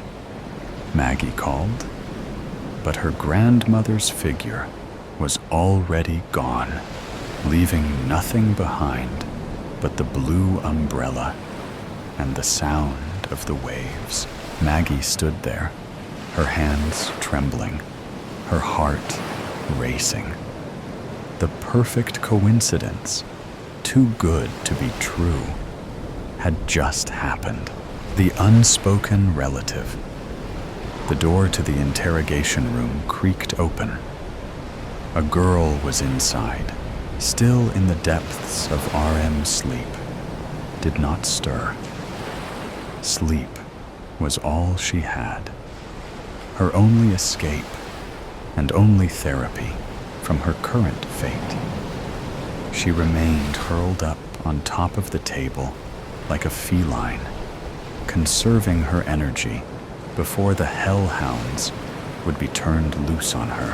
Haley, a psychiatrist, made her way into the room. She could see the subject. Emily had insomniac circles around her eyes that made her look like a raccoon almost. Haley felt bad for having to wake her, but if Emily wanted sleep, she would need to talk at some point. She reached out and took Emily's hands in hers. They were cold and clammy. Emily emitted a faint whimper, but her eyes remained closed. Haley let go of her hands and brushed Emily's hair. Emily stirred, and her eyes sluggishly opened. Her dark eyes, with saucers for pupils, studied the green emeralds Haley had for eyes. They remained still, watching, then closed again. "Come on, hun. Time to get up." Haley spoke, lightly shaking her. Emily whimpered and covered her face with her arms. Haley stood and scooped her off the table. She expected a fight, but Emily remained docile in her grasp.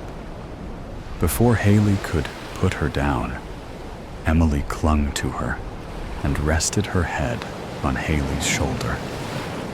It was difficult to imagine Emily was capable of what the police were accusing her of.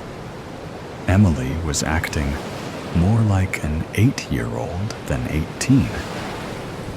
That could be cracked up to the recent traumatic experience she endured.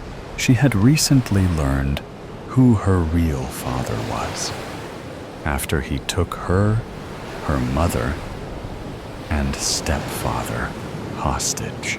Her mother was currently recovering from injuries in the hospital, while her stepfather had succumbed to his injuries. Emily wailed suddenly, catching Haley off guard. The reaction was so sudden that Haley almost dropped her. "Honey," Emily buried her face in Haley's chest, with heaving sobs that made her tremble all over. Haley rubbed her back and comforted her, something that Emily never got from anyone since they found her in the house. She had passed out with the landline phone still in her grasp, with a split table beneath her that broke her fall. Haley had a job to do here, however, and that was not to comfort a possible suspect. Haley gently pried her off and sat Emily down in a chair. "I'm going to be honest," Haley began. "They suspect you conspired with your father." All the melanin drained from Emily's skin. This couldn't be happening. She quickly shook her head in denial. Emily strained herself, attempting to protest, but her voice cracked, and her words died in her throat. "You may want to see this," Haley said, handing her a tablet. A frightened moan escaped her mouth when the video started playing. When Emily learned the truth, she attacked and interrogated her stepfather in the basement for putting a wool over her eyes, while her real father was otherwise engaged upstairs. And now, law enforcement suspected she was hiding her father's whereabouts. They intended to use this footage as leverage against her if she refused to cooperate. Her knees drew up to her chest as reality washed over her. His blood was on her hands too, whether she liked it or not. But this didn't mean that she conspired with her father. They needed to know that. Emily tried to speak again, but like before, her words could not reach the surface. Like baby sea turtles being plucked away by famished seagulls before reaching the ocean, words still eluded her. She buried her face in her hands, sighing shakily. Haley placed a small notebook before her along with a pencil. Emily sniffled and started to write. "So, he took your cuffs off for good behavior?" Haley asked. Emily nodded. "And after you found out the truth, you became angry with your stepfather?" Emily replied with a reluctant nod. She wrote her next question with a trembling hand. "There's nothing I can do to avoid prison, is there?" Emily pushed the notebook over to Haley, with tears starting to trickle down her face again. "You can tell me where he is," Haley said. Emily whimpered in frustration. "I don't know where he is, because I did not conspire with him." She wrote, "It's not up to me on what happens to you," Haley began. "But you need to give them something if you wish to avoid prison. Even if you didn't conspire with him, you still assaulted your stepfather, who is now dead." Emily huffed and snatched the notebook. "My father's gun killed him, not me," she wrote. "You stabbed your stepfather with a fork. He already had a severed leg and a missing finger, which I believe had his wedding ring on it. You very well could have. Do you think a jury would let you go free after that?" Emily choked back a sob. "I'm sorry, hun. I know you were under a great deal of stress, but that still does not excuse your actions. He's one of my teachers in high school, okay? Mr. Black is what he goes by. I'm sure that's how he found out that I was his daughter." Emily wrote, "Okay, maybe that will help them find him." "Anything else?" Haley asked. "Please, I need to be there for my mom, so she pulls through." Emily wrote, "I'll see what they think about this," Haley said, taking the notebook with her. "But after what you did to your stepfather, I doubt you'll be allowed to see your mother in the hospital. It's for her own safety." Emily's face fumed in disbelief at what she heard. With that, Haley left her to sit alone with her thoughts. 2. When the sheriff entered the interrogation room, Emily's heart sank like an anchor to the depths. She sheepishly wiped her tears away with her sleeves. "Save your crocodile tears for another day," his eyes said. "You'll be held at a local hotel under house arrest till your court date," the sheriff said, attaching a tracker to her ankle. "You can use the phone inside the motel to call your mother in the hospital. Perhaps that will help you find your voice again. Better pray you find it by your court date," he continued, escorting her out. 3. On court day, her mother was not well enough to attend. However, she was thankfully still alive and recovering. Emily quietly sat next to her appointed lawyer. The judge and jury were informed that, due to the events Emily had been through, she had trouble speaking, and her lawyer would speak for her. They had given her a notebook and pen to use to communicate as well. Emily was prepared to own up to what she did, however. The crowd was certainly a surprise, which threw her off. She hoped it stemmed from curiosity about her father, rather than hatred towards her. She nervously watched as the judge made his way to the podium. He was an older gentleman with a horseshoe mustache that commanded respect. A man with true grit that would not hesitate to punish any poor soul that dared question his authority. To the full extent of the law, he despised any scumbag attorney that would willingly fight for a defendant that was obviously guilty. Emily could not tell what his initial impression was of her just yet. Take your seats, ladies and gentlemen. Let's be mindful of the jury and the defendant. Keep y'all's voices down so they can hear themselves think. The judge spoke as the jury filed in. Emily reluctantly turned to see who her selected peers would be. 6 women of varying ages filed in first.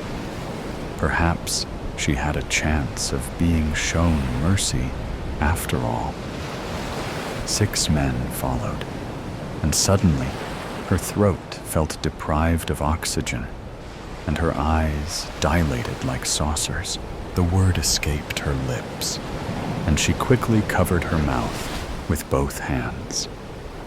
But the room had grown silent as a Buddhist temple. It was too late. What was that, miss? The judge spoke, making her flinch. Emily quickly turned away from the jury and spoke for what felt like the first time in weeks. Nothing. Sorry. She spoke with an awkward rise in her voice. Mind repeating what you said a moment ago? I was under the impression that you didn't speak. The judge said, "Objection, Your Honor." Her attorney stepped in. Overruled. You were saying, miss? The judge spoke. Emily swallowed hard, and her skin was as crimson as a lobster. Much like a lobster, she was in hot water now as well. Do you want to be held in contempt for lying to the court about your condition? The judge asked. No, I'm not, she hiccuped. Lying.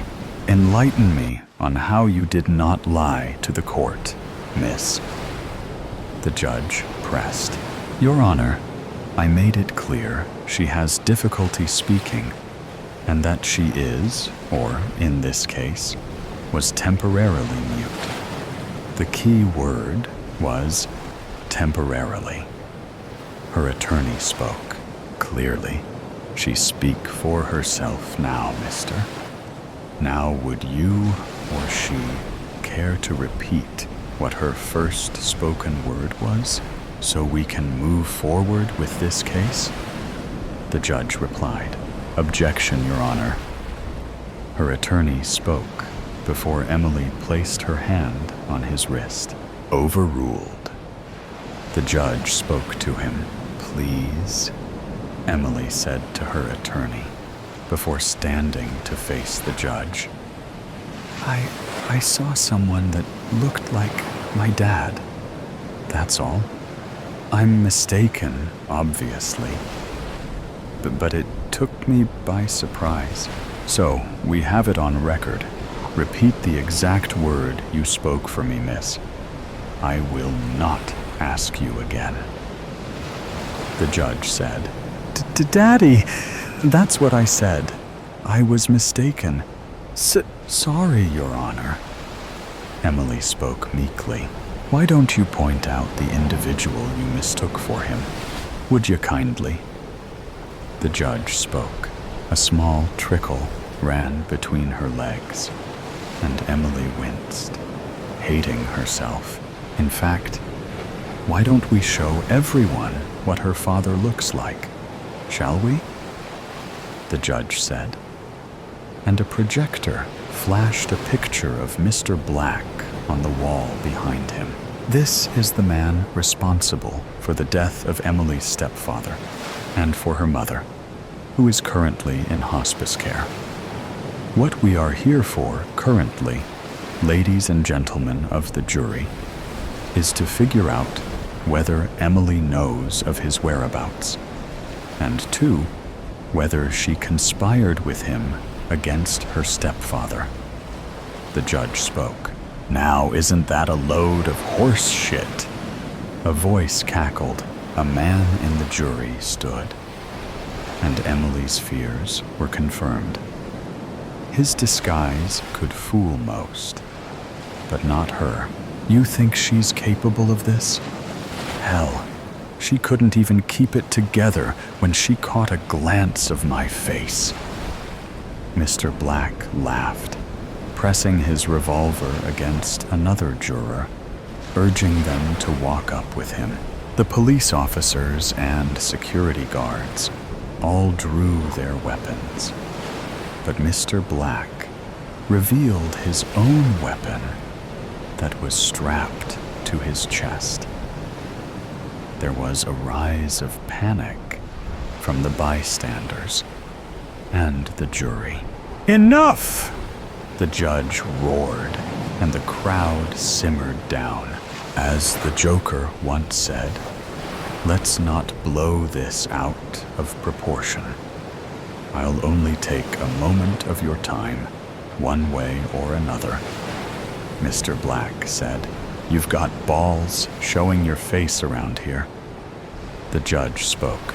I'm just here to make sure an innocent person doesn't go to jail. Lord knows the law has a way of fucking that up. Mr. Black replied, I propose an exchange then. You go to jail while she goes free. That, I reckon, is how it should have been all along. The judge said, Ha! You should go on stage and see how far that joke gets ya. Mr. Black cackled.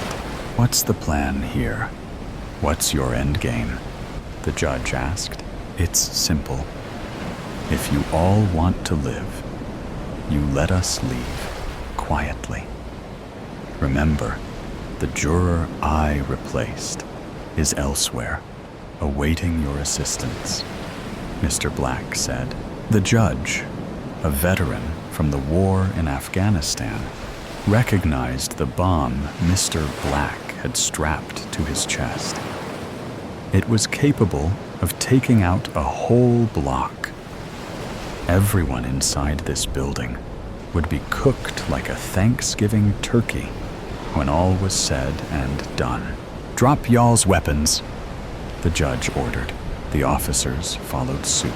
Let's be on our way, Emily. Mr. Black spoke. A frightened moan escaped her mouth. She had no idea her father was capable of this. He would be labeled as a terrorist in the news. There was no coming back from that. Don't waste my time, sweetheart, Mr. Black hissed, pressing his revolver against the juror's forehead. Emily whimpered and reluctantly stood up. Can you tell me where the other juror is before you go? The judge asked. Good man, Mr. Black said, opening the door to the judge's quarters. Through there was a quick exit to the parking lot. I left a note with an address under my juror seat. If anyone stops me, that place will blow too, Mr. Black said. Emily gagged as her nerves started getting the better of her. This was all too much to take in. But Mr. Black tugged her inside by the collar of her shirt, urging her to keep moving, and they ran to the exit door. Outside, there were 2 cars waiting for them. Mr. Black shoved his hostage to the floor and slammed the door shut behind him. Emily eyed both cars in confusion. She yelped when she felt something hot sting her arm. Emily looked up at her father as everything around her grew brighter. "Why?" she whimpered. "Can't risk you having second thoughts," Mr. Black replied with a wink, removing the small needle from her arm. Emily was too weak to resist when he laid her down in the back seat of a Chrysler 300. He rode in a different car, and she passed out before they drove away. 4. Emily awoke with a start in what felt like another lifetime. She was cocooned in a hammock, ready to hatch into a new life, it seemed. Her sluggish eyes registered a clustered forest of coconut palms around her, and a man sitting at a nearby table.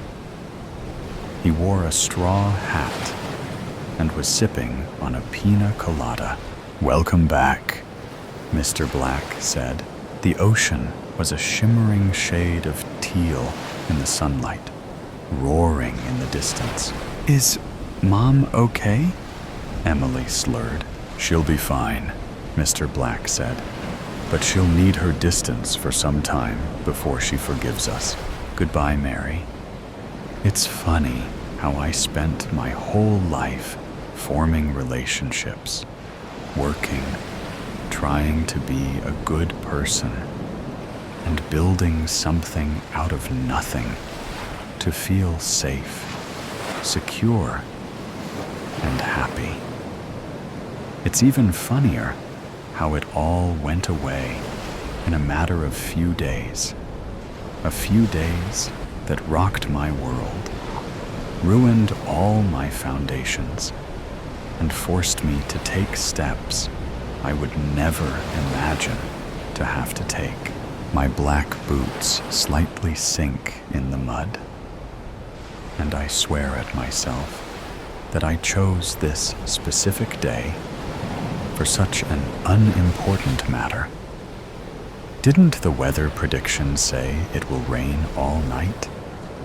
Maybe. I haven't paid much attention to things so trivial.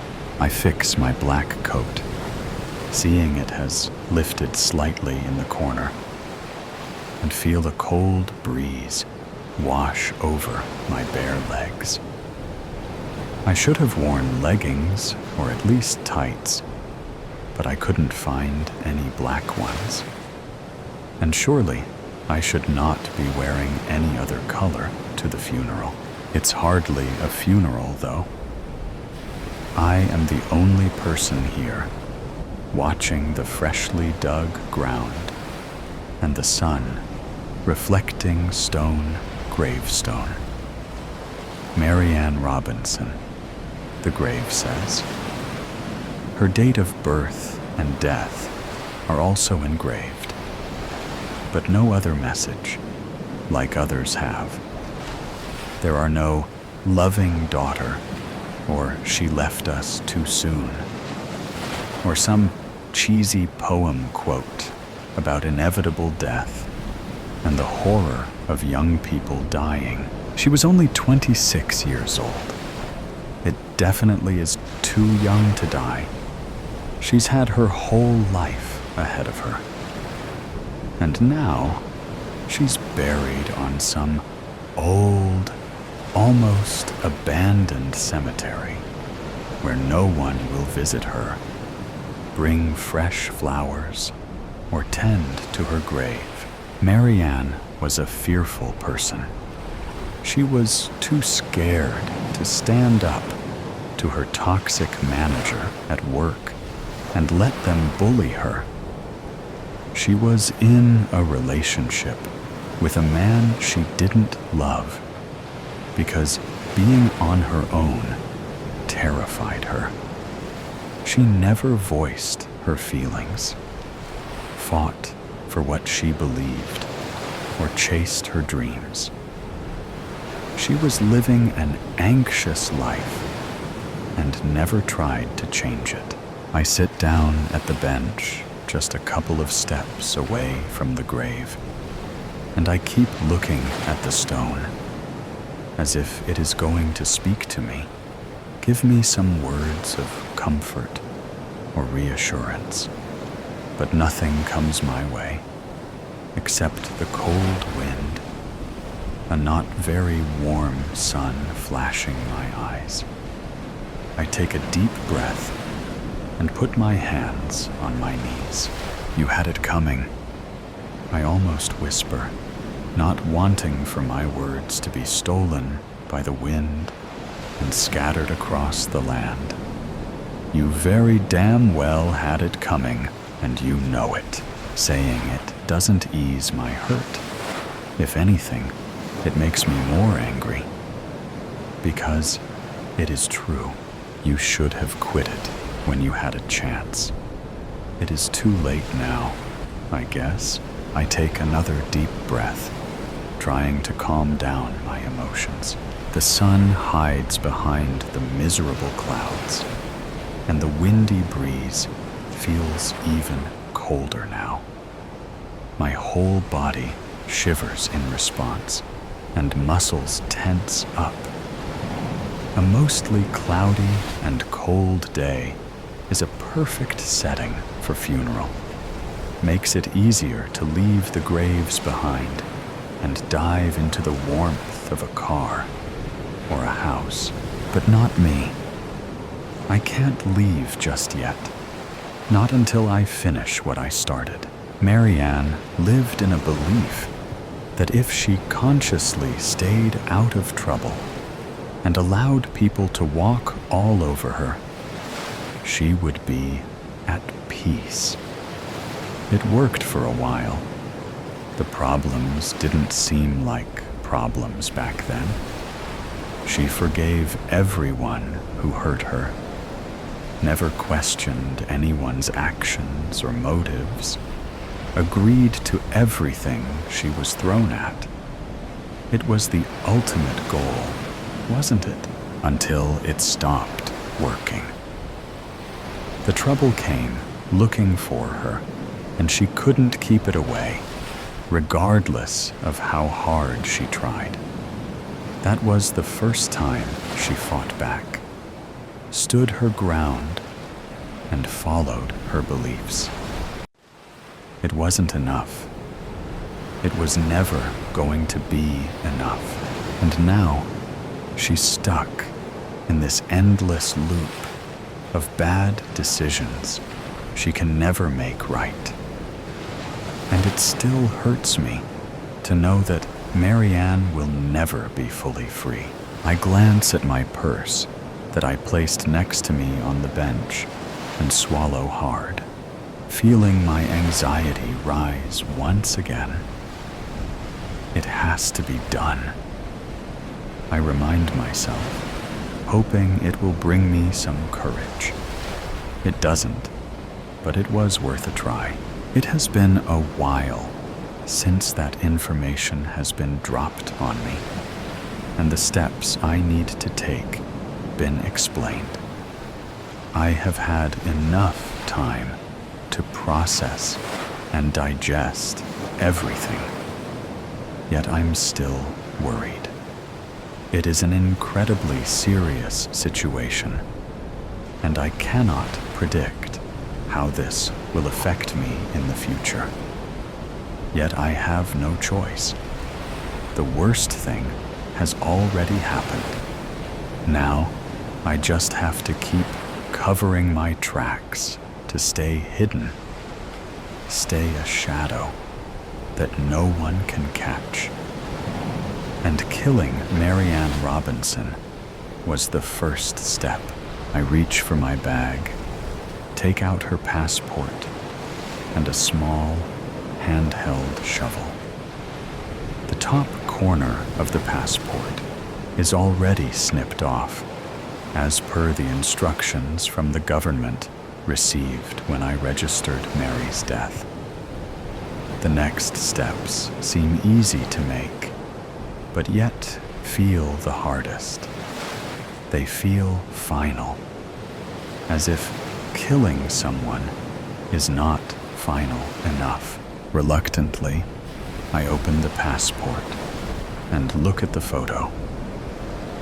I used to look so mediocre back then, with my uneven fringe, refusal to wear any makeup, official and modest clothes.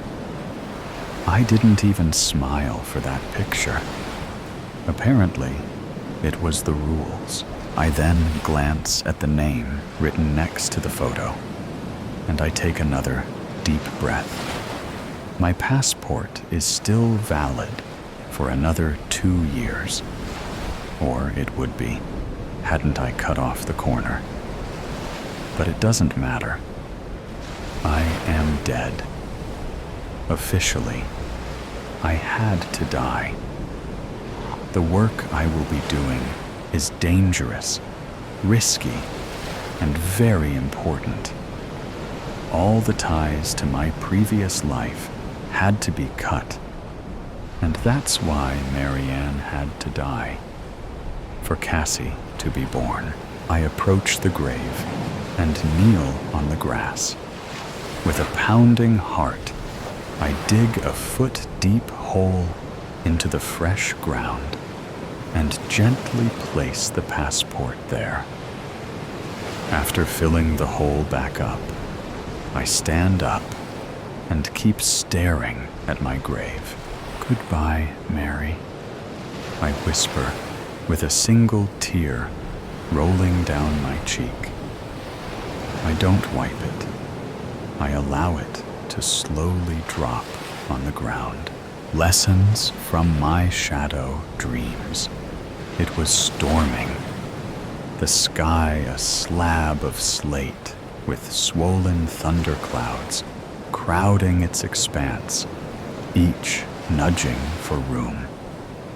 A wicked, unrelenting wind whipped chestnut hair into my eyes and mouth. Pulling it out of my face, I looked at the desolation surrounding me. Empty air met me in every direction. I don't know where I am, I realize, as the panic starts to set in, and my breathing turns shallow and rapid. On my hands and knees, kneeling on what appears to be sand made from stardust, I take a calming breath and rise until I'm standing. What is this place? Where am I? The last thing I remember is going to bed, my lids shutting to the lavender of my walls as I slowly drifted off to sleep. Not knowing what else to do, I started walking, and that's when the voices began and the shadows formed. At first, it was small. It was subtle. A whisper here, a mutter there, voices that got louder as I trudged on. I struggled against the wind, hugging my arms to myself, each hand gripping an elbow until my knuckles turned white as chalk. As I walked, the black, star-lit sand at my feet began to rise with the wind, forming shadowy figures that strode alongside me, the overlapping voices tumbling from their open mouths. I watched in morbid fascination, my feet slowing as their dark forms became recognizable, their faces slowly morphing into a colorless version of the faces I know. On my right was my mother, a horrendous, nightmare version of my mother, her blue eyes dark as coal, and her face twisted with malice. "What are you doing? Really, Midge? Are you fucking stupid?" "What's wrong with you?" came from the cavern that was her mouth. My eyes went wide, fear and pain forming as tears that threatened to spill. "You're not good enough. Why would I want to touch you? You're not what I want," came from my left, and my head whipped to see an equally nightmarish version of my ex. At this point, my feet had slowed until I was almost at a complete stop. More and more, figures from both my past and present began to form and dance around me, each hurling their own unique version of verbal awfulness. With each invisible blow, I shrunk until I was crouched on the shifting sand. Hands splayed over my face to cover sight and sound. I squeezed my eyes, silently begging for it to end, for the voices and noise and all the venom of the world to stop. "Midge, breakfast?" I gasped, jolting awake to my mom's voice calling from the kitchen. As reality settled in, a sick dread pooled in my gut at the vague nightmare I'd left behind. "It was a bad dream, Midge.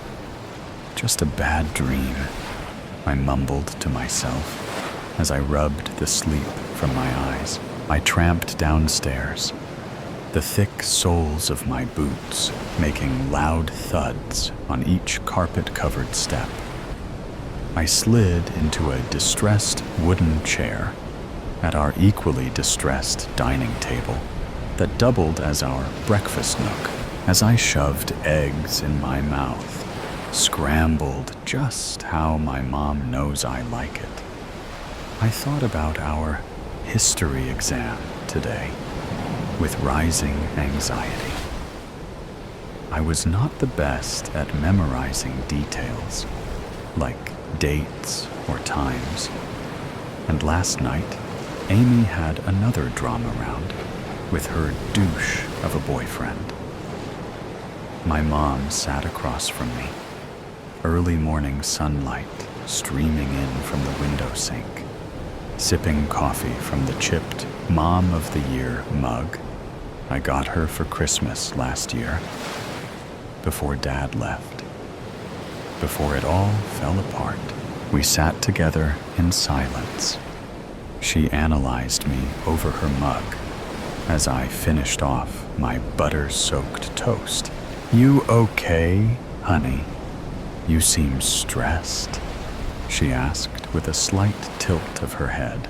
I nibbled my toast while staring at my plate, not wanting to admit how egregiously unprepared I was for the day's exam, or the nightmare I'd endured that clung to me like static. It felt like I was seeing reality underwater, my senses warbled and muffled, making everything as impactful as an echo. My mom cleared her throat, snapping me out of my reverie. "Midge?" she asked, her gaze holding concern as lines formed between her dark brows. "I'm okay, just not as ready for my exam today as I'd like to be," I answered simply. The truth was, I wasn't ready at all for anything. My mom pursed her lips and narrowed her eyes, a clear sign she knew I was lying. To be fair, technically, I really was worried about the exam today, but I also was still disturbed by my nightmare, which stuck to me like a dark, immovable shroud. And it being my parents' divorce anniversary didn't exactly help. As if sensing my thoughts, my mom's eyes darted to the calendar on our white linoleum fridge, absolutely covered with magnets and pamphlets or flyers. Instantly, her gaze softened when she recognized the date. "Hey, it's gonna be okay, baby. I know today will be hard, but you'll be okay. Plus, your father is still coming for a family dinner this Friday," she said with a quirk of her mouth, as if that should excite me, as if that fixed everything. I simply nodded as I tried to swallow my last bite of toast, which had turned to sandpaper in my throat. "Gotta go, Mom. Thanks for breakfast." Before she could answer, I quickly grabbed my backpack and was out the door. I sat in history, staring blankly at the open-ended questions in front of me.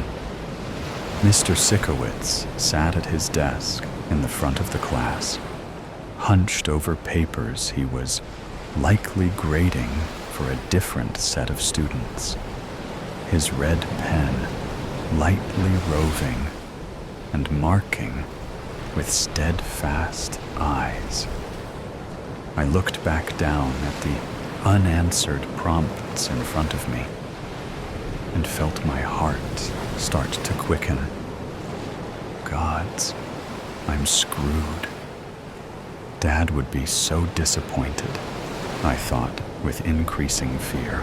My breathing became slightly uneven, and with the panic, my nightmare from the night before reached towards the front of my mind. This was the last thing I needed. But it seemed the more I tried to repress the images and the memory, the harder they fought back. Shadows began to gather at the edge of my vision. That same smoky, starlit sand from the dream clustering along my peripheral. I blinked hard 2 or 3 times while keeping my head down, trying to force this contorted melding out of existence through sheer denial, but to no avail. The darkness stayed. Slowly, and with threatening dread, the dregs of my nightmare creeped towards my desk until it surrounded me on every side. I briefly darted my eyes around the room, desperate to find some reaction, any recognition from my classmates of the nightmare unfolding. But I was left wanting. The line between dream and reality was paper thin, blurring further as the familiar wraith-like figures began to swirl upwards and form, then shattered entirely as my nightmare came to life. My mother was again on my right, with a mouth black as pitch and her blue eyes drained of color once more. "What makes you think you can do this, Midge? Answer me, Midge. What's wrong with you? Are you fucking stupid?" she hissed as her ghastly form drifted towards my ear, her teeth gnashing with each syllable. It wasn't exactly the same as the nightmare, but it was damn similar. Now my father, in his trademark suit and tie, took shape in front of me, causing me to flick my gaze upwards. Looking was a mistake. His usually coiffed hair laid limply on his head. His eyes were endless black holes, and he stood with his arms crossed, intimidating and unmovable despite his form.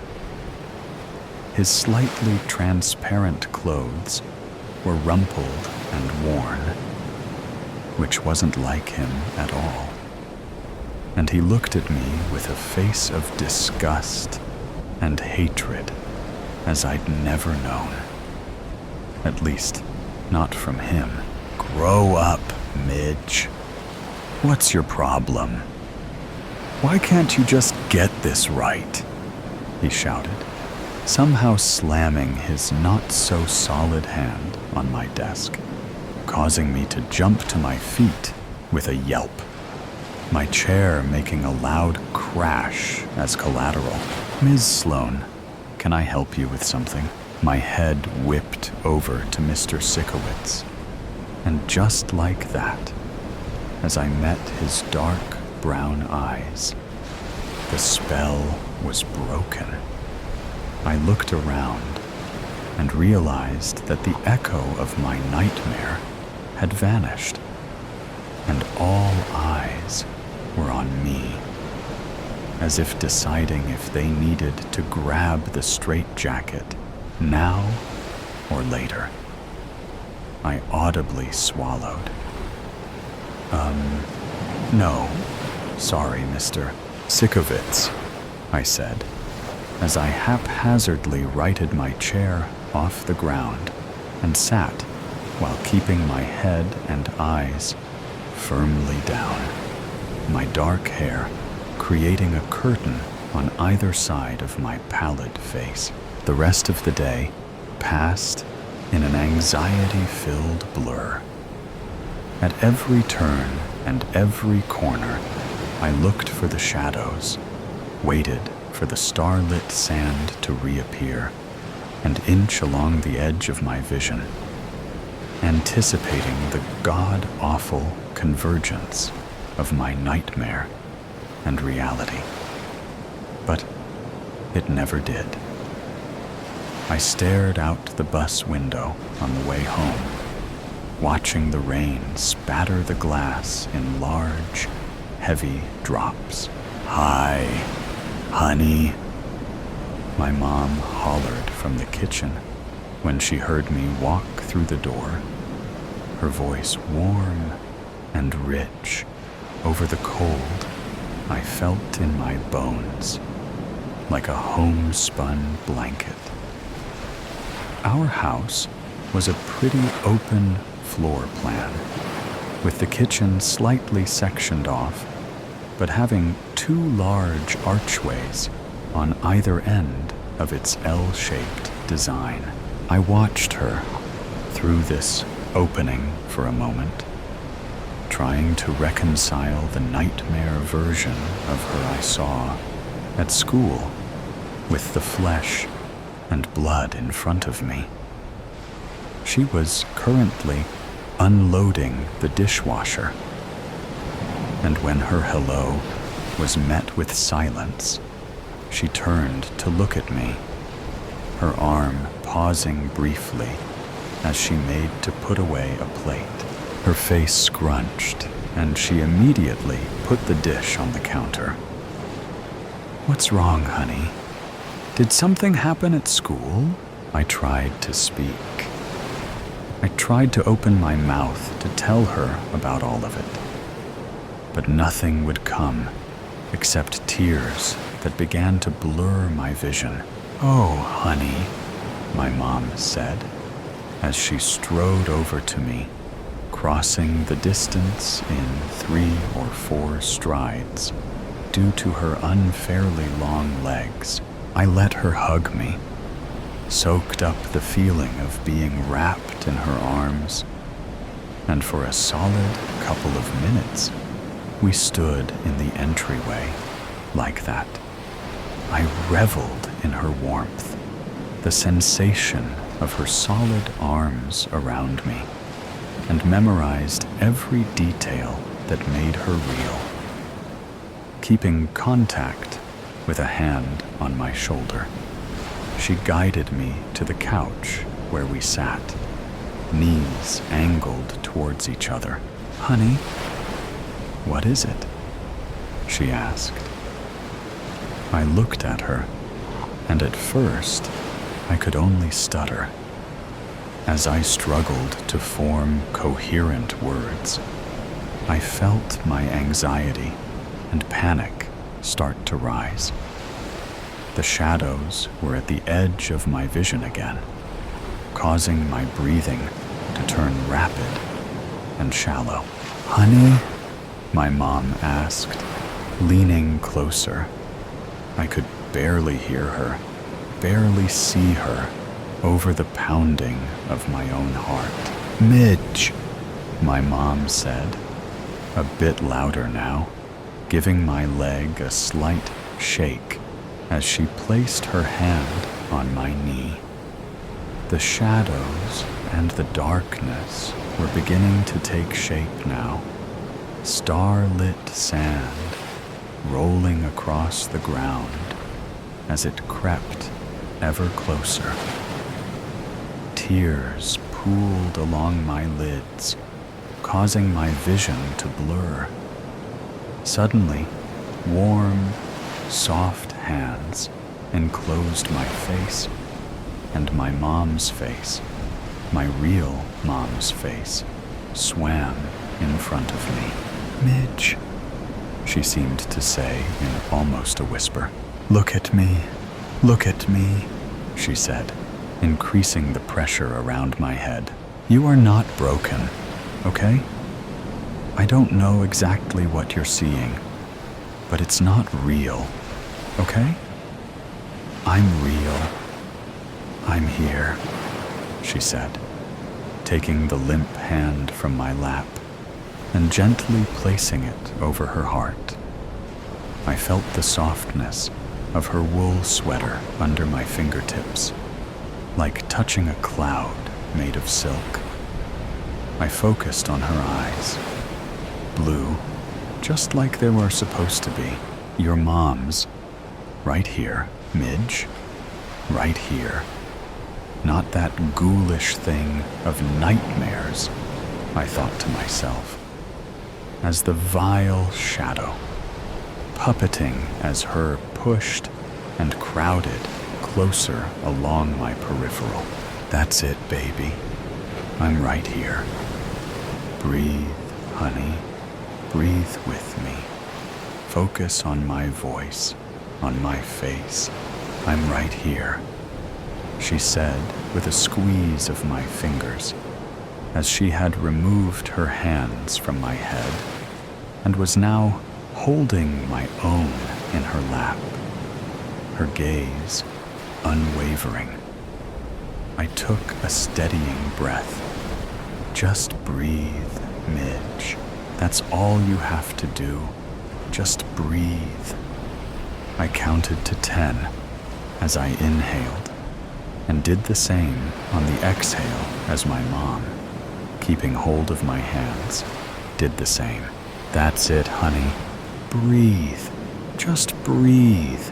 10 in and 10 out. You can do this." I nodded, and as I expanded my lungs in and out, feeling my pulse start to slow, blessedly, the shadows began to ebb, receding from the edge of my vision. The grotesque, half-formed versions of my loved ones melting and fading away, bit by bit.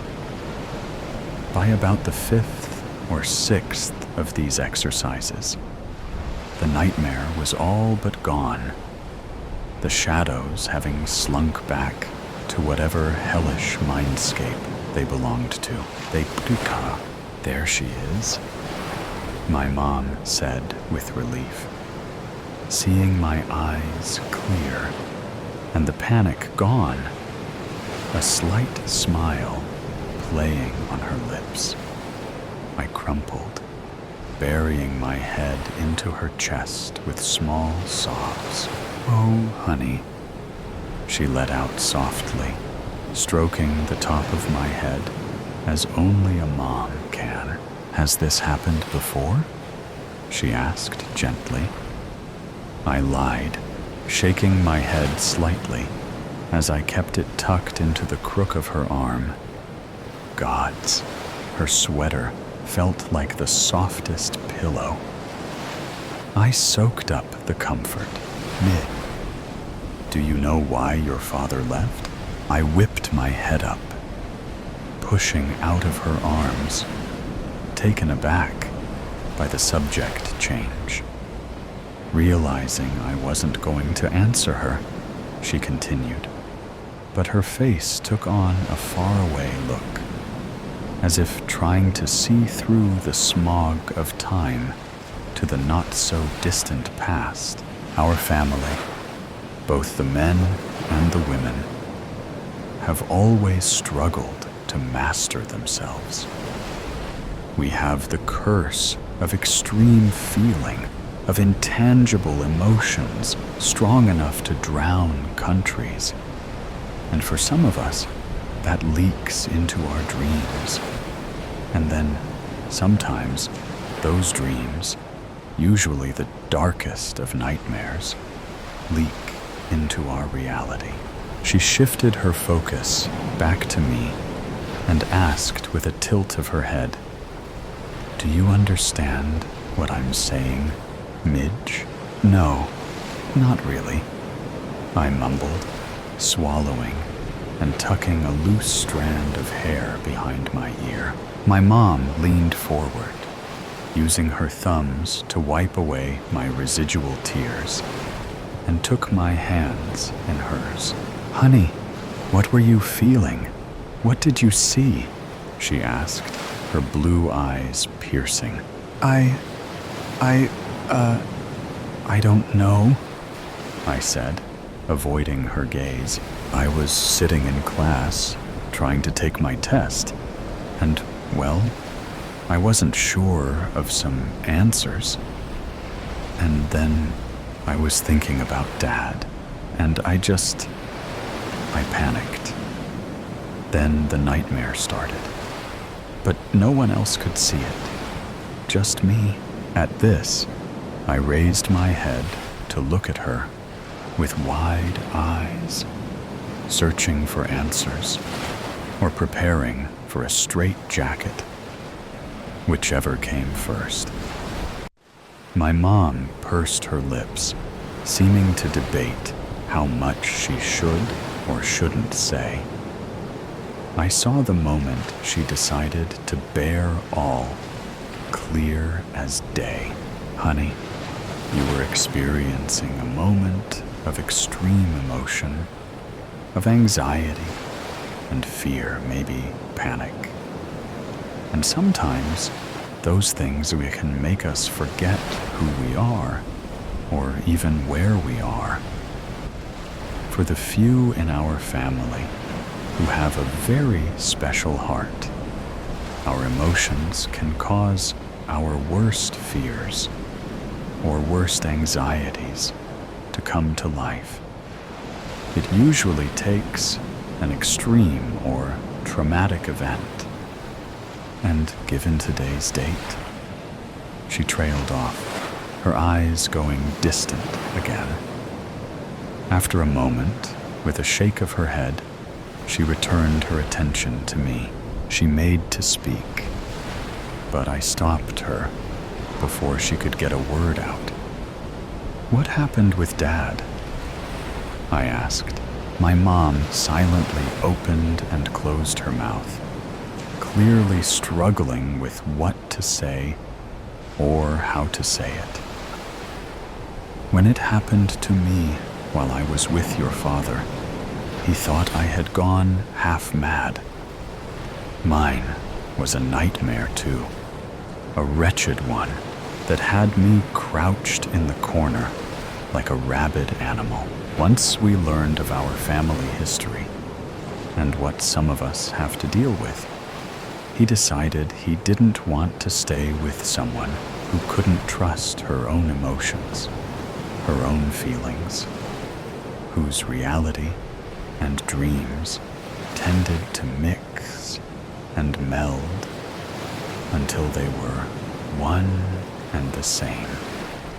My mom's voice got progressively softer as she spoke, until it was barely above a mere whisper. "I'm so sorry, Mom," I said, taking hold of her hands and squeezing her palms. "That's all right, sweetie," she responded with a grimace, tucking another strand of chocolate brown hair behind my ear. "You know why?" Her eyes twinkled mischievously. My brow scrunched as I tried to find anything good in what had so far transpired, or what I'd been told. "Because," my mom said, clearly seeing I was coming up empty, "it's not just the bad dreams our hearts can bring to life." She smiled, placing a hand upon my cheek, rubbing small circles against my skin with her thumb. "It's the good ones, too." Echoes in the dark. Michelle Byers woke to the hum of the oxygen machine and the sterile white glow of hospital lights. She had survived the crash. Her husband, Daniel, had not. They told her she had been unconscious for days, and in those days, the world had stolen her sense of normalcy. Recovery was grueling. Her body ached, but her mind suffered more. The doctors diagnosed her with narcolepsy, an after effect of the trauma. She struggled to distinguish wakefulness from the strange visions that plagued her, but nothing prepared her for what came next. Chapter 1. Fractured Pieces. The house felt empty without Daniel. Michelle moved through the rooms like a ghost herself, touching the furniture, the framed photographs, the tiny details of a life that had once been whole. Every object felt sacred, preserved in time, but also hollow without him. Then the strange things began happening. The first time, she thought she was imagining it. She walked into the kitchen one morning to find Daniel's favorite coffee mug on the counter. It wasn't just there. It was filled exactly as he would have made it. 3 sugars, 2 splashes of cream. She froze. Her breath came in quick, shallow bursts. She reached out with a trembling hand and touched the ceramic. It was warm. Did I do this?" she whispered to herself. She had no recollection of making the coffee. She dumped it in the sink, trying to push away the nagging thought clawing at the back of her mind. That night, she checked Daniel's drawer, the one where she had placed his watch, his wedding ring, his last belongings. The watch was gone. She searched frantically. Through the drawers, through the entire bedroom, the nightstand, the closet. Nothing. "Lack of sleep," she muttered. "That's all this is." But then the voicemails started. Chapter 2. Echoes of the Past. One evening, as she walked into the living room, the red light on the answering machine blinked. It was an old relic, something Daniel had insisted on keeping despite her protests about just using their cell phones. She pressed play. "Hey, love. Just letting you know I'll be home late. Don't wait up." Her breath hitched. His voice, crisp and casual, like it always had been. Like he wasn't dead. Her legs buckled, and she collapsed onto the couch, pressing her hands to her mouth. She checked the timestamp. The message had been left yesterday. She deleted it. An error it had to be, But it happened again and again, every few nights. The same message, with slightly different wording. Sometimes it was just a simple, "Love you, see you soon." She played one for her friend Angela. Angela's face paled. "This is some sick joke. I swear, I'm not making this up." Angela reached for her hand. "Michelle, this isn't healthy. Maybe it's your condition. Your doctor said hallucinations are possible with narcolepsy." Michelle recoiled. "You think I'm imagining this?" Angela hesitated. "I think grief can do strange things. And you haven't been sleeping."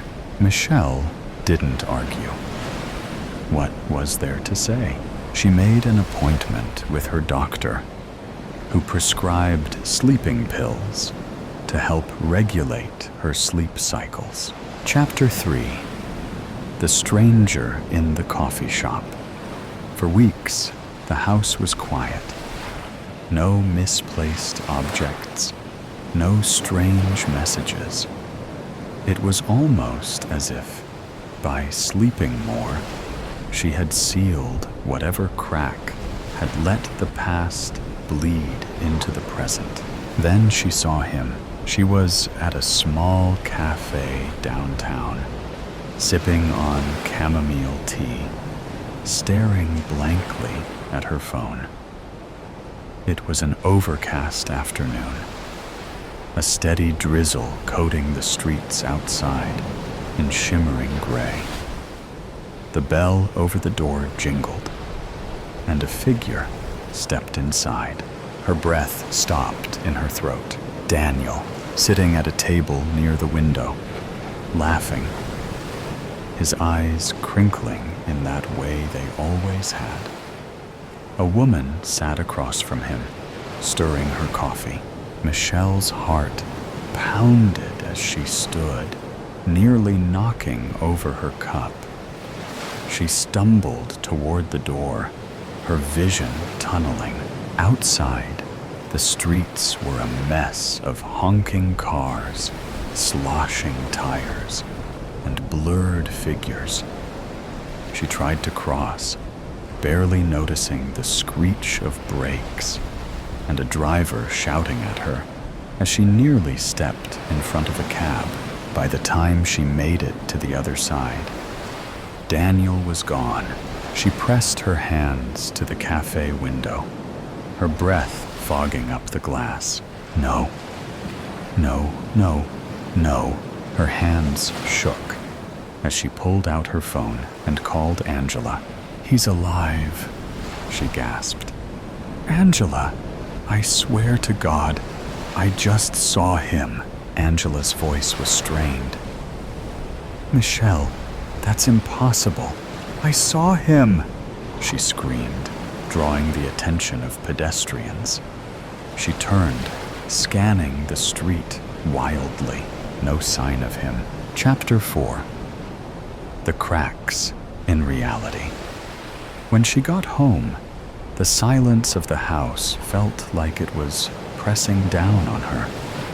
She sat on the couch, her hands gripping her knees. Had she really seen Daniel? Was she losing her grip on reality? As exhaustion pulled at her, she drifted into a restless sleep. And then a sound, footsteps, familiar, slow. Moving toward the bedroom, her heart pounded as she forced herself up. The house was dark, the air thick with something unspoken. She crept toward the bedroom, every step feeling heavier than the last.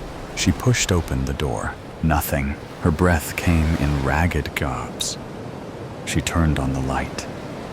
The room was empty. Just her mind playing tricks again. She sat on the bed, tears burning her eyes. What's happening to me?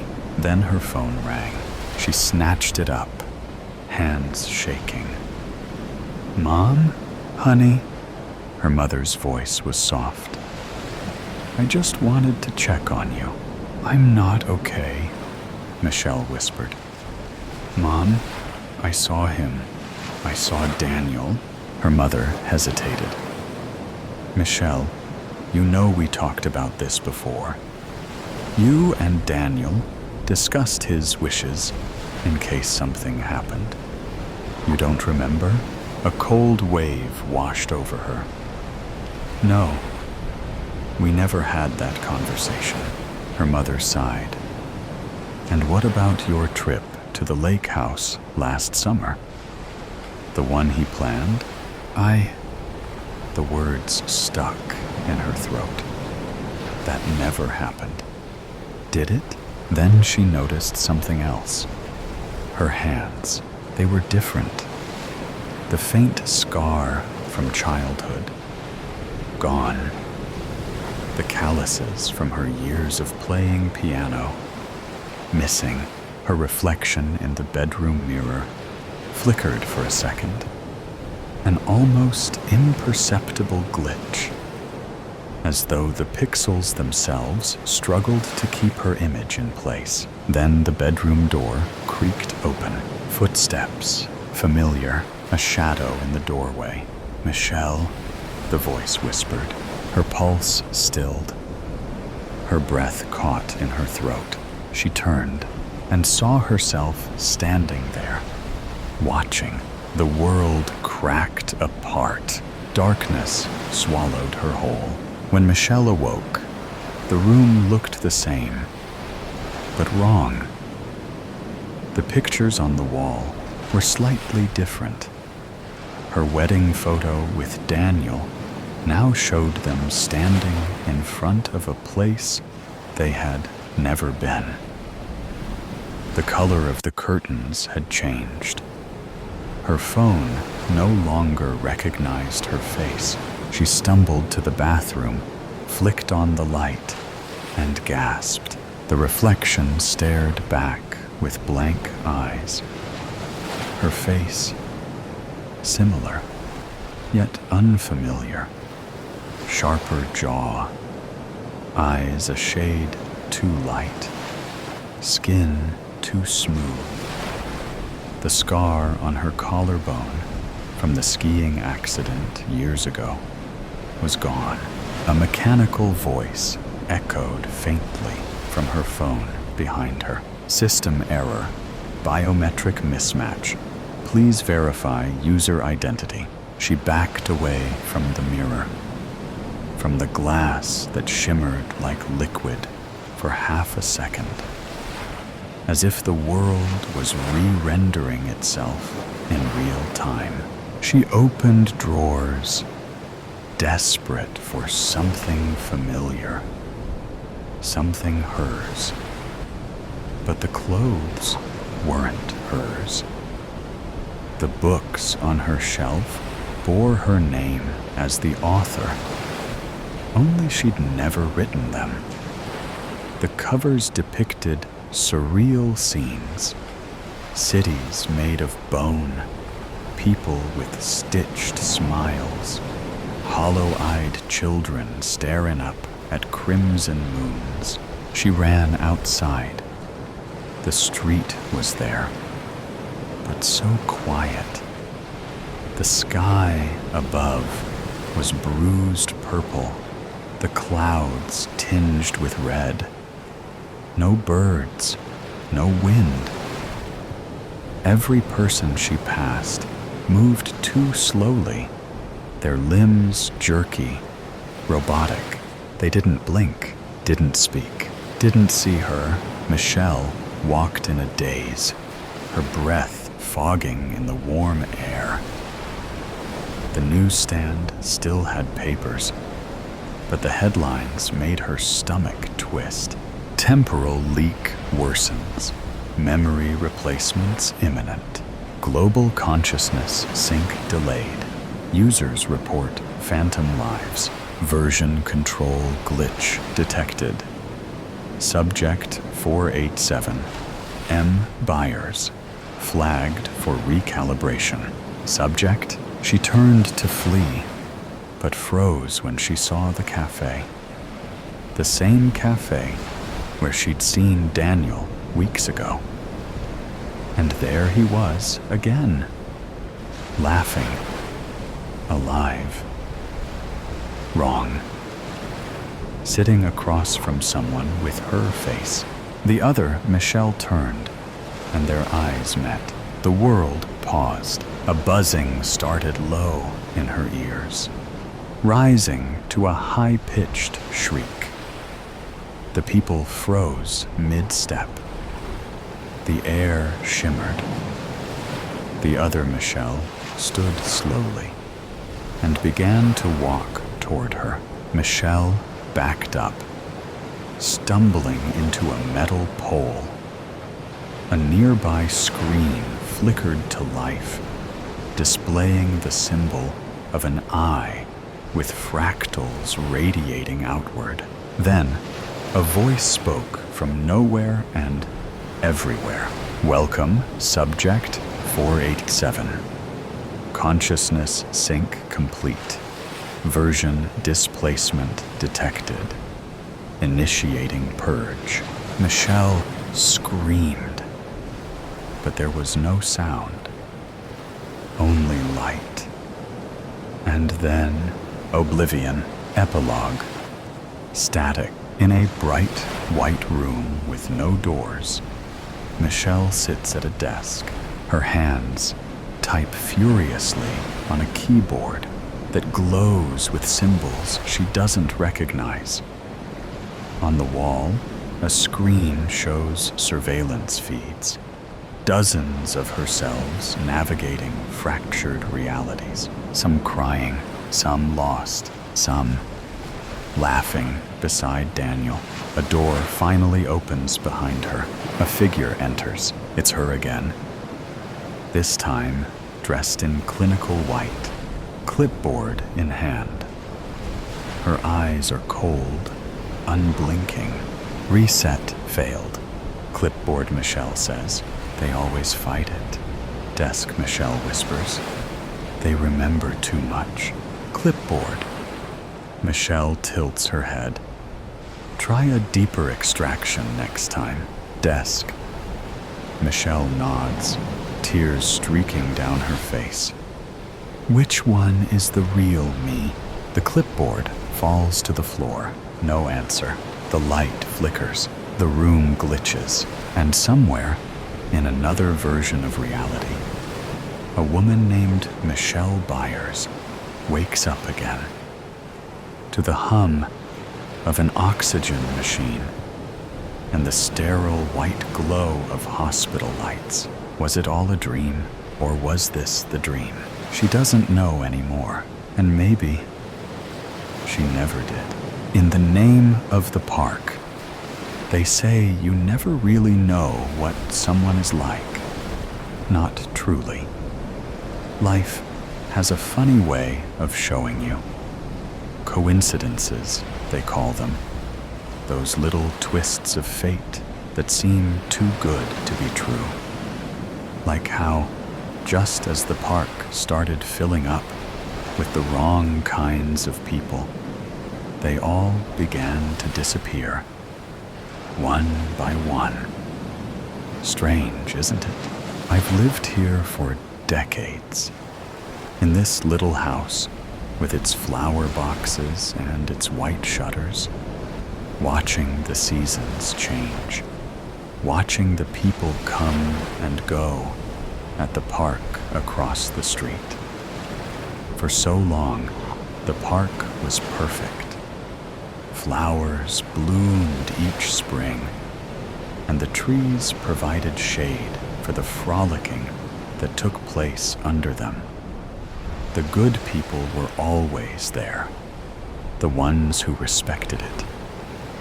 There was Mrs. Calloway, who had walked her poodle, Franz, at the same time every morning for 20 years. There was George, the retired school teacher, who read his newspaper on the same bench while sipping his thermos of coffee. The mothers with their strollers, the elderly couples arm in arm, the joggers who nodded politely as they passed. These were my people. But then the bad ones came. First, it was the teenagers, those little delinquents with their cigarettes and their loud music, loitering around the swings, leaving their garbage behind. They carved their nonsense into the benches, foul words that I won't repeat, marking their territory like stray dogs. I scolded them at first, wagging my finger, telling them they should be ashamed. They only laughed. They had no respect for anything. Not for me, not for the park, not for the memories of the good people who had been there before them. But they weren't laughing for long. Then came the couple, the awful couple, who would play disc golf and argue the entire time. He was a burly man with a voice like a fishhorn, and she was a waifish thing, shrill and unrelenting like a bird. They didn't just argue, they screamed, and I even think they smoked marijuana. I would try to enjoy my walks, but their voices would pierce through the trees, ruining everything. Clem, Ollie, and Marcus, my Yorkies, would cower in fear as they approached us. It was always about money, or about some other woman, or about how she was ungrateful. And he was a brute. She used much more colorful language. The sound of their discs clattering against metal, mixed with their venomous words, polluting the air. Their presence felt like a stain on what should have been a sanctuary, a place of peace. I could almost hear the park groaning under their weight. And then there were the worst ones of all, the dealers. I noticed them sneaking into the park, lurking by the back benches where the trees grew thickest. They wore hoodies, their eyes darting around as they exchanged small bags for crumpled bills. I knew exactly what was happening. I'd seen enough crime reports to recognize the signs, and to think they were doing this when there were children and teenagers in the vicinity. The neighborhood wasn't safe anymore. My park wasn't safe. I saw them whispering to people who passed by, shifting anxiously, always watching their backs. I knew their kind. I had seen the stories on the news. Violence always followed them, and the police did nothing, and yet people ignored it. They walked past, either too afraid or too indifferent to say anything. I called our local police station, and they only told me they would send an officer to check it out. I will tell you, this did not happen. As I watched from my window and saw no police officers in the area, I did report this as well. But I knew the truth. If you want something done right, you must do it yourself. I had to do something. You can never judge a book by its cover, they say. People look at me and they see an old woman, slightly hunched, dressed in my sensible sweaters and shoes, walking my 3 little dogs. They see my tidy house with the white shutters and the flower boxes, and they assume I am exactly what I appear to be. They don't see the woman who was married to a cruel man for 20 years, who learned how to endure, how to be patient, how to bide her time until the right moment came, who realized sometimes something must be lost to be gained, as was the case in preserving peace for my 3 sons. They don't see the woman who grew up on a farm, who learned early how to break a chicken's neck in one swift motion. They don't know how strong my hands really are. Desperate times call for desperate measures, don't they? The teenagers were first. It wasn't hard. One of them, a particularly mouthy one with a sneer that made my blood boil, was walking home alone one night. It was almost too easy. A single strike with the tire iron I kept in my shed, and he crumpled like a rag doll. He and his friends did not hang out at the park after that, so far as I could tell.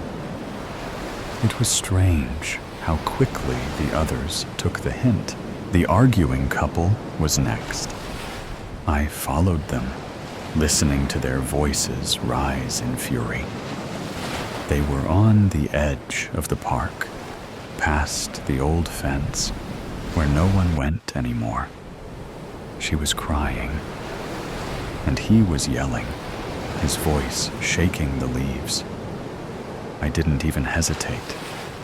A push was all it took, just one push, and his big, lumbering body toppled over the edge of the ravine. The silence was so sudden, it was almost beautiful. It was as if the park could finally exhale. She turned to me, eyes wide, lips trembling. I thought she would scream, but she didn't. She ran. And I let her, because I knew she wouldn't tell. Women like her know better than to cross women like me. And maybe she will use this second chance to make some better life choices. The dealers were harder. They moved in groups, cautious, always looking over their shoulders. But people like them, they get greedy. They trust the wrong people. One by one, they fell.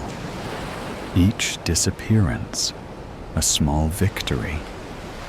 The police didn't even look into it too hard. Junkies, they called them. No big loss. I made sure they disappeared quietly. A little patience, a little careful planning. No one questioned it. You wouldn't suspect I could even be capable of these deeds. The park is quiet now. The good people have returned, along with the lilac blooms and the koi fish in the pond. Mrs. Calloway walks Franz without fear. George reads his paper in peace. The mothers push their strollers without looking over their shoulders. Their babies have grown and play freely on the park equipment without having to read rubbish. Soon, a new batch of these little lambs will be springing about. The joggers smile again. It's so nice that the park has cleaned up, they say. Feels safe again. Isn't it amazing that all those rough types just stopped coming here? I wonder what happened, Mrs. Calloway mentioned yesterday, as we paused to dispose of our dog droppings. Before exiting the park, I smile back, but then, just as we step onto the sidewalk, I notice something. A new teenager sitting on the swings, head down, hoodie pulled tight, just sitting, watching. I grip the leash in my hands, my knuckles whitening, because it is safe, and I intend to keep it that way. So today's story has come to an end. Or perhaps it never really ended. There are mysteries still there, questions still unanswered, and sometimes things that seem to only exist in stories can creep into reality in unexpected ways. Are you sure that when you turn off the sound, everything around you will still be normal as before? Or is there something watching you? Either way, always remember that these are just stories, or at least we want to believe that they are. If you like moments of suspense, tension, and breathlessness, don't forget to follow me so you don't miss the next stories. And next time, when you come back, make sure you are ready, because what awaits you may be even scarier than you thought.